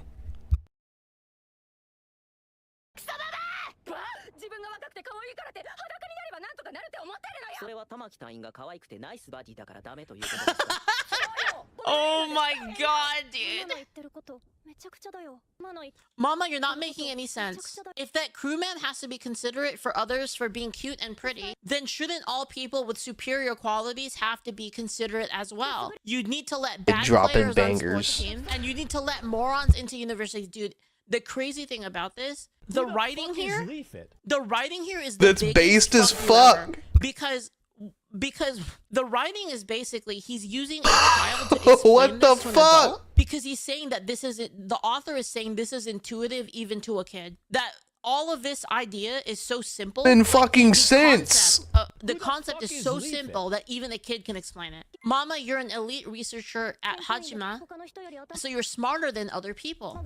But if someone was stupid and couldn't be a researcher even if they wanted to, you'd need to give up your spot as a researcher to them, right? Oh, here it is. I worked hard to get smart. Good fucking lord. People who were born good looking. And by the way, this is kind of there's a little bit of truth to that, but honestly, a lot of looks is also how much effort you put into it, right? Like it takes a lot of effort to like go to the gym, work out your body, like to be like specifically hot, to put on makeup in like the right way, learn how to dress in the right way, do your hair the right way. Like all of these things are they're very difficult to do, right? Like I can't even fucking do them, right? And it's like it's really hard stuff, like honestly. So the idea that all of it is like pure luck, and of course some of it is luck. She's wearing the most like basic like right? fucking everybody like bare minimum bikini. Like it is loosely a bikini. It is like the most it is like the least revealing bikini she could have possibly chose. Like it doesn't really matter if you don't put any effort into it. If you're like talented at drawing but you refuse to draw, you're just never going to be good at it, right? If you are talented in charisma and like you're like, oh, I want to be a streamer, but you never hit the go live button, then you're never going to get good at it. So obviously there's a little bit of both to it, right? It's both gift and effort. It's a combination of the two. Being smart or stupid is based on ability too. There are tons of people who don't have the smarts to study. This is true. Holy fuck. Dude, this anime is goated. Chat. I'm definitely gonna watch this anime now. I'm definitely gonna have to like bump this up on the fucking backlog. I'm probably gonna start watching it like tonight or something, bro. Like, oh, dude, this kid is delivering straight up fucking Fire Force facts, dude. Like, holy shit. Based as fuck. Yeah, little kid is based. True. Like honestly, Giga Chad author for actually. Giga Chad author for writing it in this way where it's so simple that a kid can understand it, but the adults are completely like their mind is blown the fuck out because like they can't even understand these simple concepts. You weren't one of them. You were born smart. And that female crewman's lean body is beautiful. That beautiful body is the result of her daily training, and oh my god, dude, Dude, Is going off, bro. Dude, this is like internet feminist total destruction. Like total. Exactly why you will never hear me speak about anybody's physical appearance, bro. You have to work hard to look like that, and it's something that myself I'm not really willing to throw myself into. Like, yeah, I lift weights, and yeah, I do like dangerous work, but I'm not fit, like, at all. Like, I probably couldn't run for more than like 20 minutes, bro. Like, I'll be fucking real with you. Like, people who achieve this state of being, like, deserve to be fawned over. They deserve you to notice their hard work. Like, there are not many bodies like this. And, you know, some people don't have to work as hard as others because their body is just naturally tuned, right? But, like, you know, in order to get like this, you gotta put work in. Total destruction. Pre-watch. I haven't seen this, actually. This is the first time I've seen this. Stop right now. Tatsuto. I can't believe his name is Tatsuto. That's actually crazy. Earlier, the captain of the 8th asked my name, and I awakened. By the way, Mama, what was your name again? Mama, are you someone who doesn't think about things and goes with the flow of whatever info? Oh my, bro. Oh my God. Total Karen annihilation. Oh my God. Like, this author, total annihilate. Dude, can you imagine the people who claim to have watched Fire Force? And they were the ones bitching about it, and then they watch this new. Oh, dude, running season sucks. Get fucking blown out, just destroyed. That goes with the flow of whatever information she sees in front of her. Just a mob. He called her an NPC. Chat, mob means NPC. Yeah, mob means NPC in Japanese slang. Like trash mob. He literally called her a trash mob. That's yes, Literally what just Tatsuto called his mom a says is fucking true. creeper, bro. You and I are supposed to be co-workers, but I don't Said know you're a anything zombie about pigman. you other than Tatsuto's mama. Her role is over, so she vanished. I was given a name from among the mobs. I became someone who can think, a world builder. Mobs simply make noise and criticize. Holy shit. Holy shit. It's fucking wild. Holy shit. I became someone who can think, a world builder. Mobs simply make noise and criticize. The author just annihilated all of them. Like, I don't even know, I don't know how harder this could have went. Like, I feel like this is like 10 out of 10. This is 10 out of 10 own. At least, at the very minimum, it's a 9 out of 10, right? At the very minimum. Fire Force is the first anime where fan service is plot relevant. Tamaki is a symbol of life and hope for the future. Fire Force has to be the only anime where the NPC actually gains consciousness and owns the game. Craziest thing I've ever Legitimately witnessed. gonna have to find that Tamaki fucking clip and just clothes have like it Piccolo dropping his on weights. fucking deck. This is exactly how Fire Force haters sound. And then we have over here, we've got Chibi reviews over here with I see threads of retards angry about the Fire Force episode calling out tourists for wanting to censor fan service. These same people somehow watched 3 seasons of an anime riddled with fan service since the beginning. So not only did they watch 3 seasons of the anime, they get absolutely like destroyed by the author. Like worldview, like nuked. Like nuked completely. Like a goddamn Maduro, That was brutal. That was a brutal like fucking and these same people somehow watched 3 seasons of anime riddled with fan service since the beginning. We all know they don't watch the anime, but they say they do. Chibi, this is a post by Raga Sakata here. Chibi, man, can we just start a true movement to get rid of tourists? I'm so tired, man. I swear these people are paid to hate. Here's my question. Is Fire Force good? Worth checking out? Chibi says it's very good. Again, like, if you've seen Soul Eater, it's the same author. Same author, same style. Same world, as far as I know. I'm gonna have to get my mom into the show now, like, really. Looks like Chibi dropped like an entire video on it as well. And bro got an entire face full of Tamaki. This is why boy versus girl is never fair. Oh my god. Should have been me, And says bro got a fucking mouthful. Chat says should have been me, man. Yeah, there it is. There it is.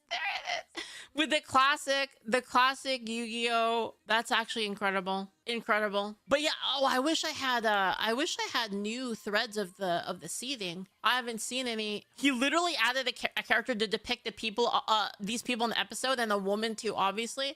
And it was so perfect. It was so perfect, actually. I've never seen a more perfect, like a more perfect clapback from the author. Like this is peak perfection.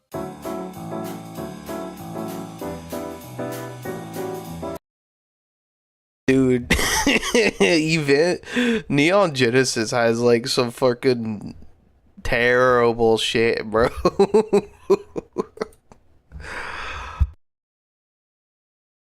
Bro literally fucking he fucking rubs one out on a fucking unconscious chick.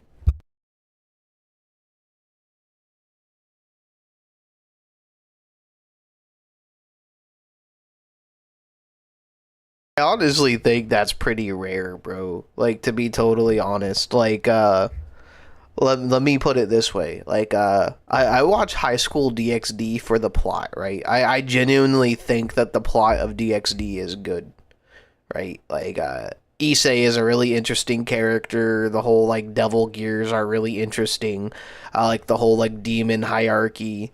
The fan service in that anime is straight up tits and ass, and I love it because it's just funny. High School DxD is goated. I don't think fan service is mostly used to mask anything. I think it's just there to fucking show tits and ass at opportune moments because entertainment value.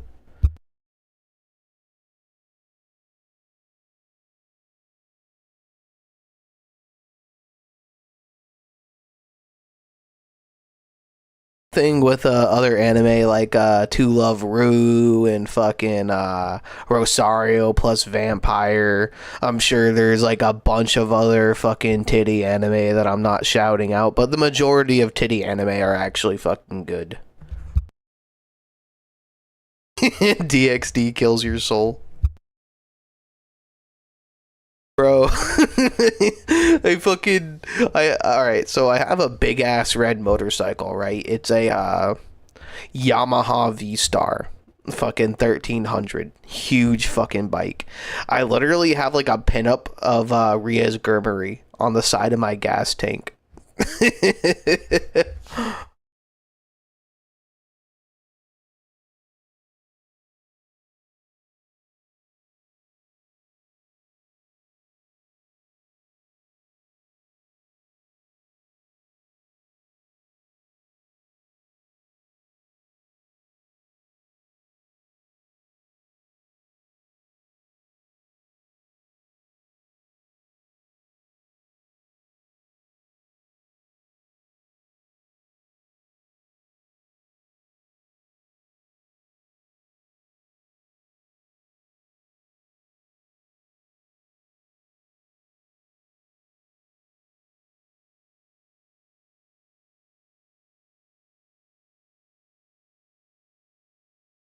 Like it's not even like a super lewd pinup either. It's not like she's like in a bikini or like her stripper outfit or anything. She's in her normal school uniform. Nothing's exposed. She's just sitting there like a cute redhead bitch. Like, sue me.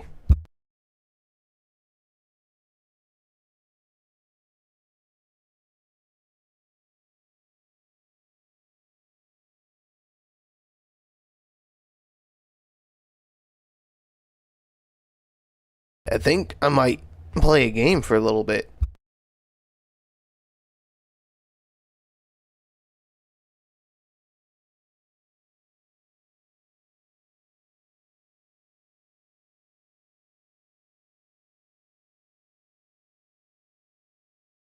I mean, Issei's whole thing is that he has the fucking what are they, a chess club? I think they're a chess club. The thing is, he has like the either a cult research or a chess club. I forget which one, but like he has his girls behind him. That's Issei's power. And I mean, like honestly, like when he taps into the Welsh Dragon, he's not too terrible. He's just a dipshit, bro. He's a lovable dipshit.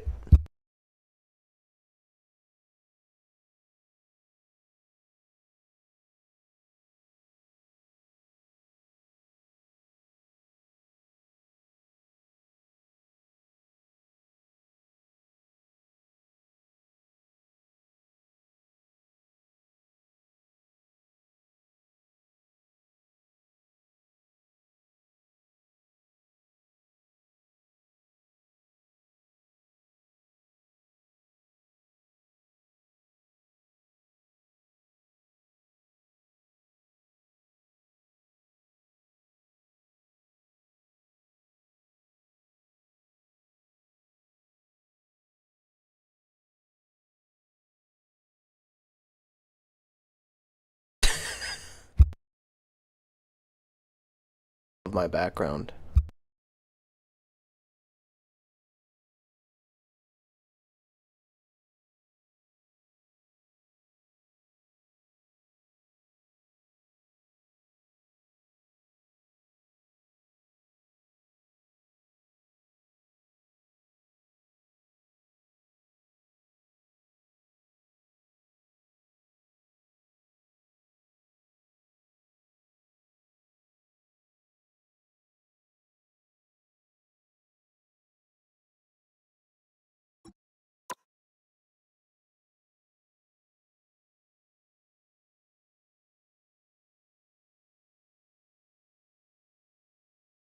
Yeah, we do a little rivals smurfing.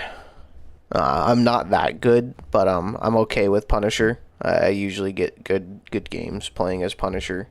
I play as Luna Snow as a healer too, but I do that rarely.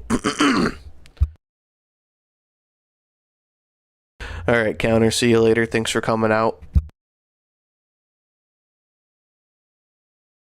I love my background. Shout out to Itami Works for making the goated fun video. I hope there's a second one coming out here soon. Wink, wink.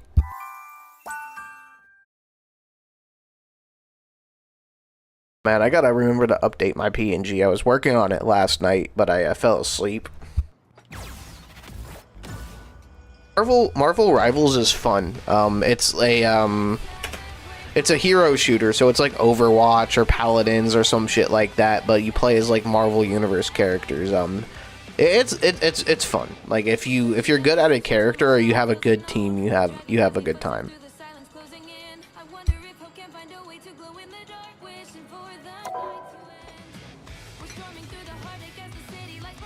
Also a really fan-servicey game too. Really fan-servicey.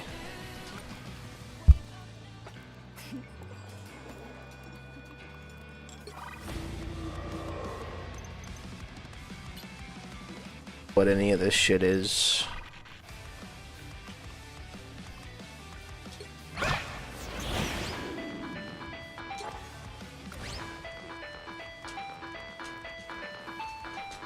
I don't even have the chimichangas for any of that shit. Alright, let's play.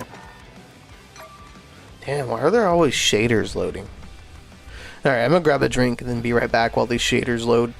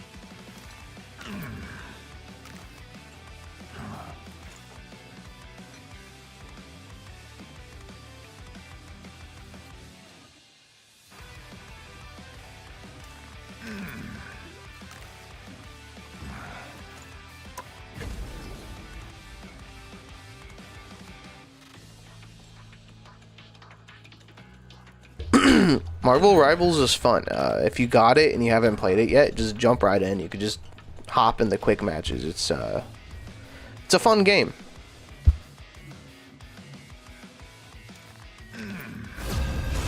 It's really good to look at too. It's really nice. Like all the ladies look really good. The characters are like really well designed. There's a lot of fan servicey, cutesy things in it. It's good.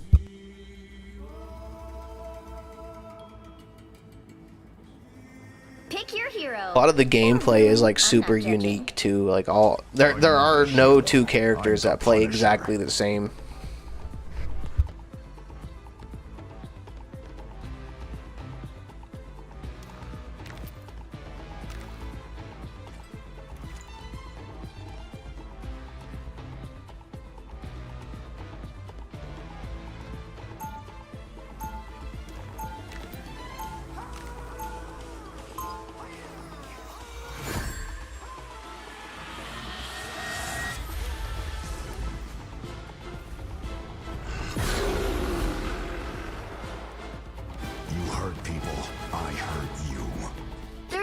Before you attack, get ready. Peter, have you ever wondered if you're doing the right thing? You know, going out every night, putting your loved ones in danger? Every time I put on the mask, Penny, we have a responsibility. Someone has to stand up to all the bullies out there. The battle starts in 5, 4, 3, 2, 1. All you need to do is capture the mission area. Got it? 2 dooms, huh? Target-rich environment. I'll have to look into that. I really like the Punisher as a character, so knowing what he's based off of would be pretty cool.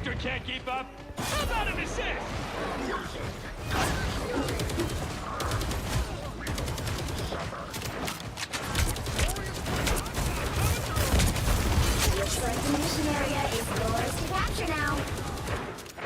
This way, Spider. Got my own cover. Nice.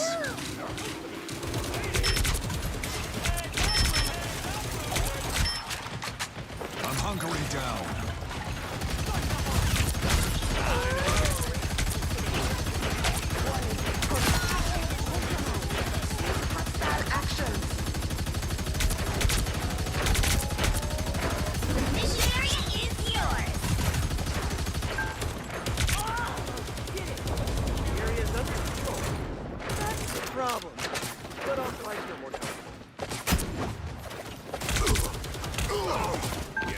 Showed their stupid faces. Down goes their accuracy percentage. We make a killer team.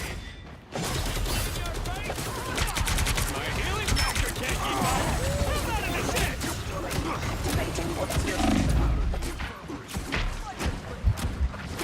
Careful, where can I get it from? My healing factor can't keep up. I'm not in the shit. Spider Slick. They ain't seen nothing yet.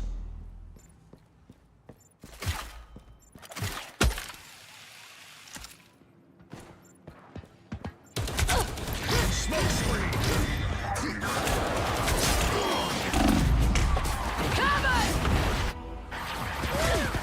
And they're gonna push us all the way back to spawn now. Amazing Spider-Man. This is not over. Heavy weapons.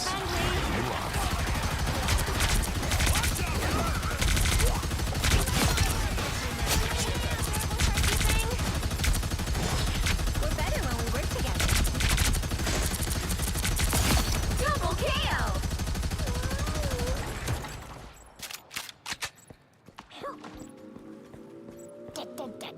Better make this count. Control seized. We did it! Maybe the right help? I'm hurting pretty bad over here. You get a weapon! You get a weapon! You get a weapon! Judge! Jury! Executioner! Area. Keep going.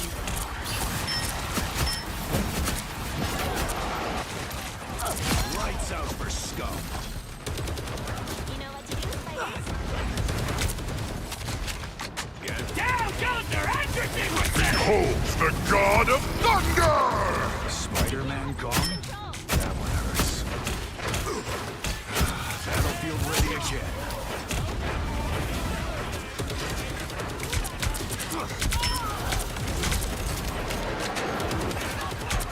Glory is almost yours.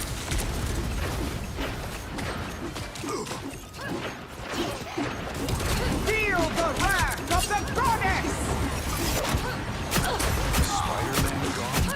That one hurts. No skill shots! Control lost.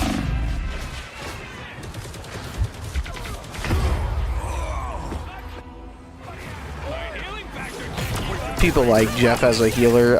His ultimate's pretty fucking cracked. You just swallow everybody and then jump off the ledge and you win. But yeah, Jeff is alright. The amazing Spider-Man! Control seized.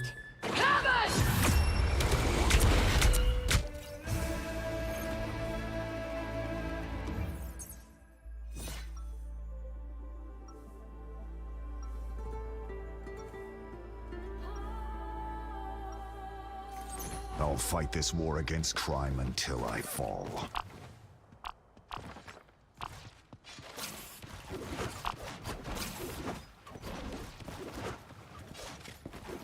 Heads up, losers! 30 seconds before you attack. Get ready. You wish you were this cool. Whoa, what is that thing? An Ava unit? A baby Gundam? Can I take it for a spin? Please? It's a psychic-powered battlesuit that also happens to be my partner. No joyrides allowed. Wait! I have a partner too. What if we traded and I let you like piggyback a Wolverine? The battle starts in 5, 4, 3, 2, 1. All you need to do is capture the mission area. Got it? I can do some amazing stuff. I should enjoy this more.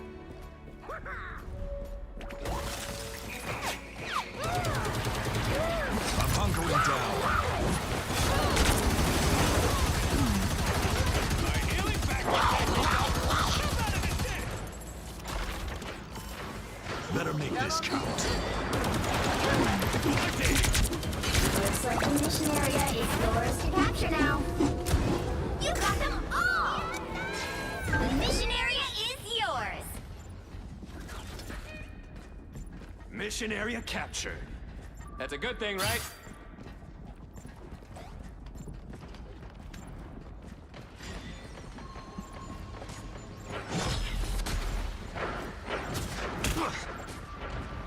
There's a loot icon to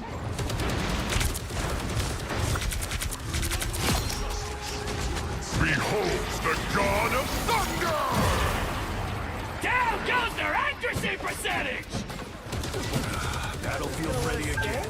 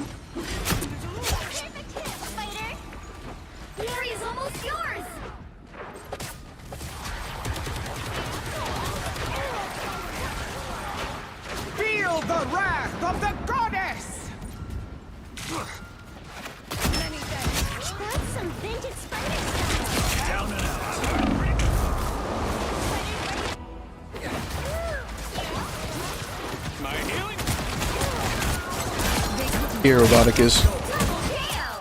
That's 3. You'll have to keep fighting until we have a winner. Control lost. Here comes Wade. Don't get this back soon. This is going to be one of those matches where they just like stop us at 99% and then just sweep the match.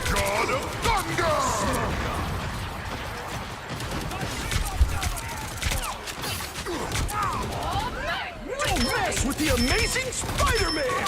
Bad choices have bad consequences. Bogey's incoming.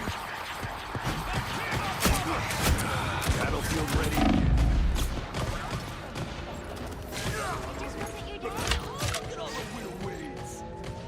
Control seized. You'll have to keep fighting until we have a winner.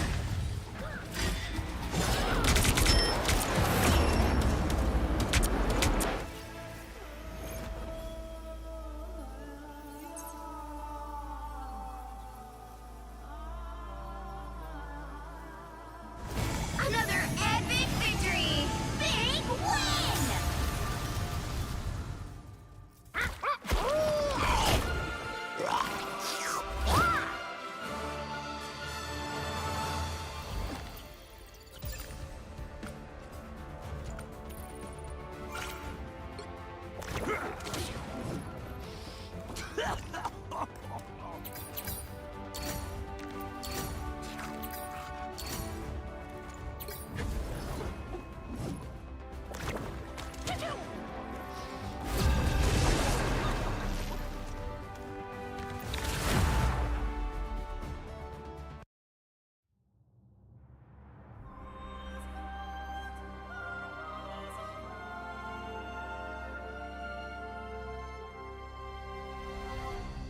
Pick your hero.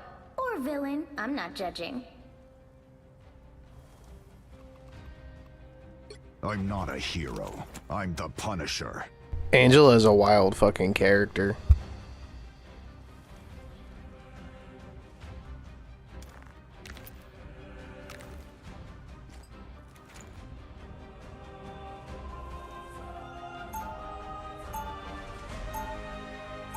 All do, Chief. We all do.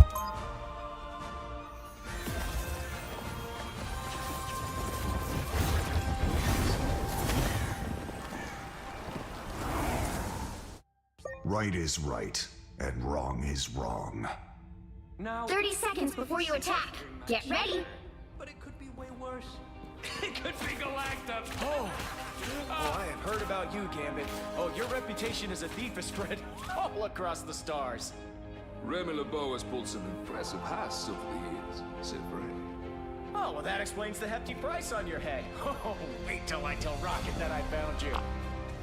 The battle starts in 5, 4, 3, 2, 1. All you need to do is capture the mission area. Got it? Looks like you're my new Guardians, huh? Guess you'll have to do.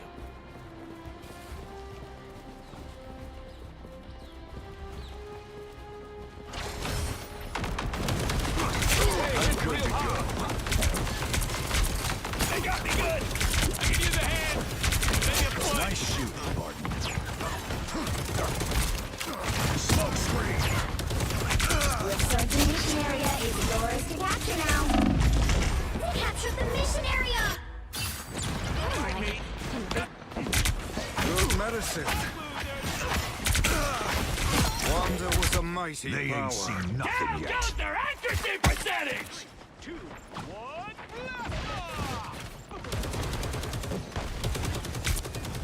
Smoke screen. Go, Deadpool. It's your birthday.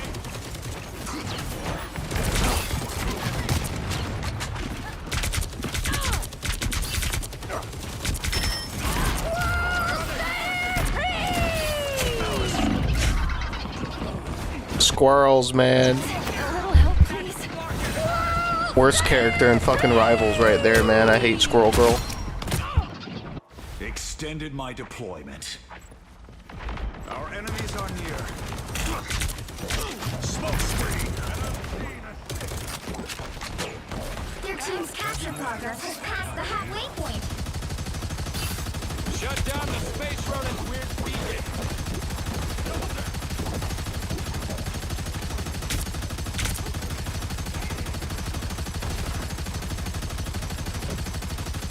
I hit nobody back here. Disappear!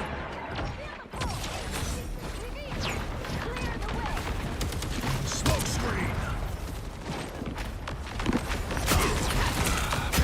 Ready again. By the eye of Agamotto.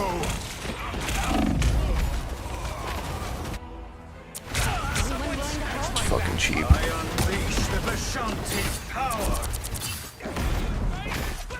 Back for another. Judge, jury, executioner!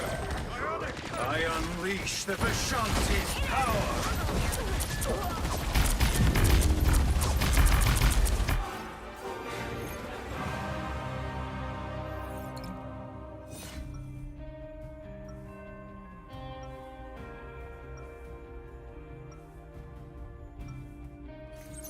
Only cowards see shades of gray. I could use a warm bath after this. Maybe a few candles, some smooth jazz.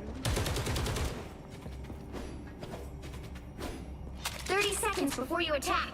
Get ready. Look, we all make mistakes here. So you just wave those jacked up hands of yours around and, poof? My spells require very precise hand motions to cast correctly. Oh, I've got some signature hand motions. But showing you would ruin our rating. I believe it would be best for all if I just took your word. The battle starts in 5, 4, 3, 2, 1. All you need to do is capture the mission area. Got it? Click, right, click. Spoiler alert! Next season's new characters are Speedball and Sleepwalker. Leak that, losers!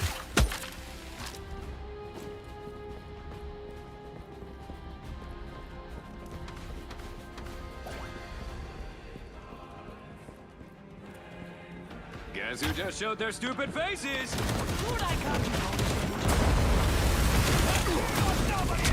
Looks like the mission area is yours to capture now.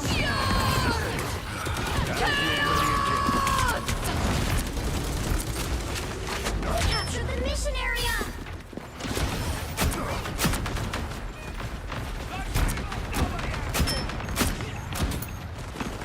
Smoke screen.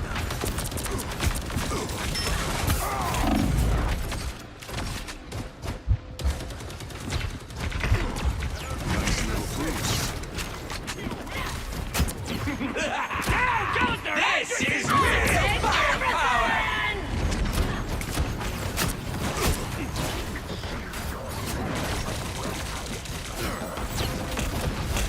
Smoke up.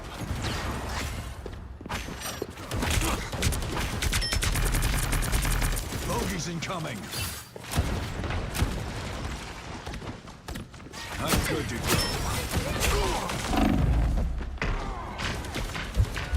Disappear! Smoke screen. Your team's capture progress has passed the halfway point. A little help, please. My healing factor. Deadpool's back for another tour.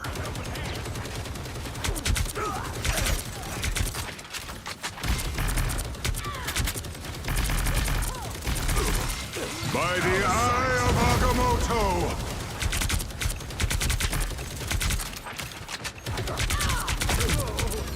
Judge, jury, executioner!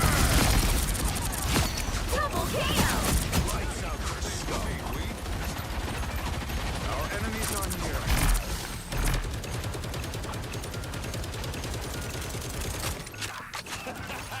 I can't believe I get paid for this. Down goes their accuracy percentage! We'll have to keep fighting until we have a winner.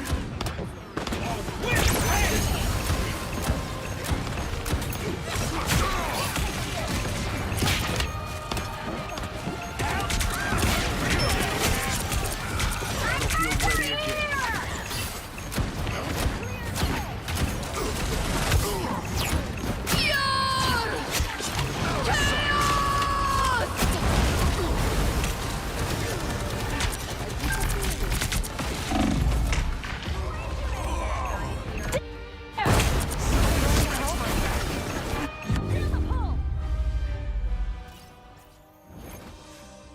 was fucking unfortunate.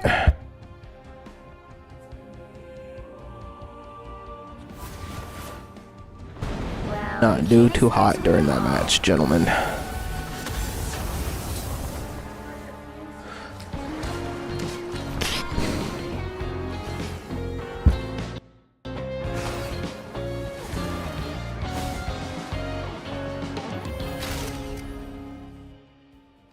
Skins are so fucking good, bro.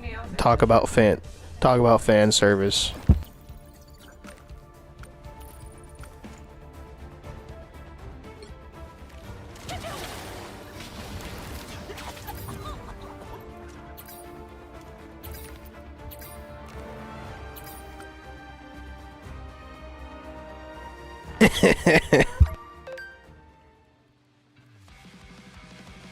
Angela's a pretty broken character, bro. Well, I think that's gonna do it for me for right now. I might get back on a little later. I know they say that a lot and never do, but I'm probably gonna get back on later and do some more, I don't know, just some more shit in general. I gotta go run a few errands. I'll be back maybe in a little bit. I appreciate you guys coming out and watching. Appreciate the conversation. Appreciate discovering new AI bros and all that good shit. Catch you guys on the next one. Again, thanks for coming out.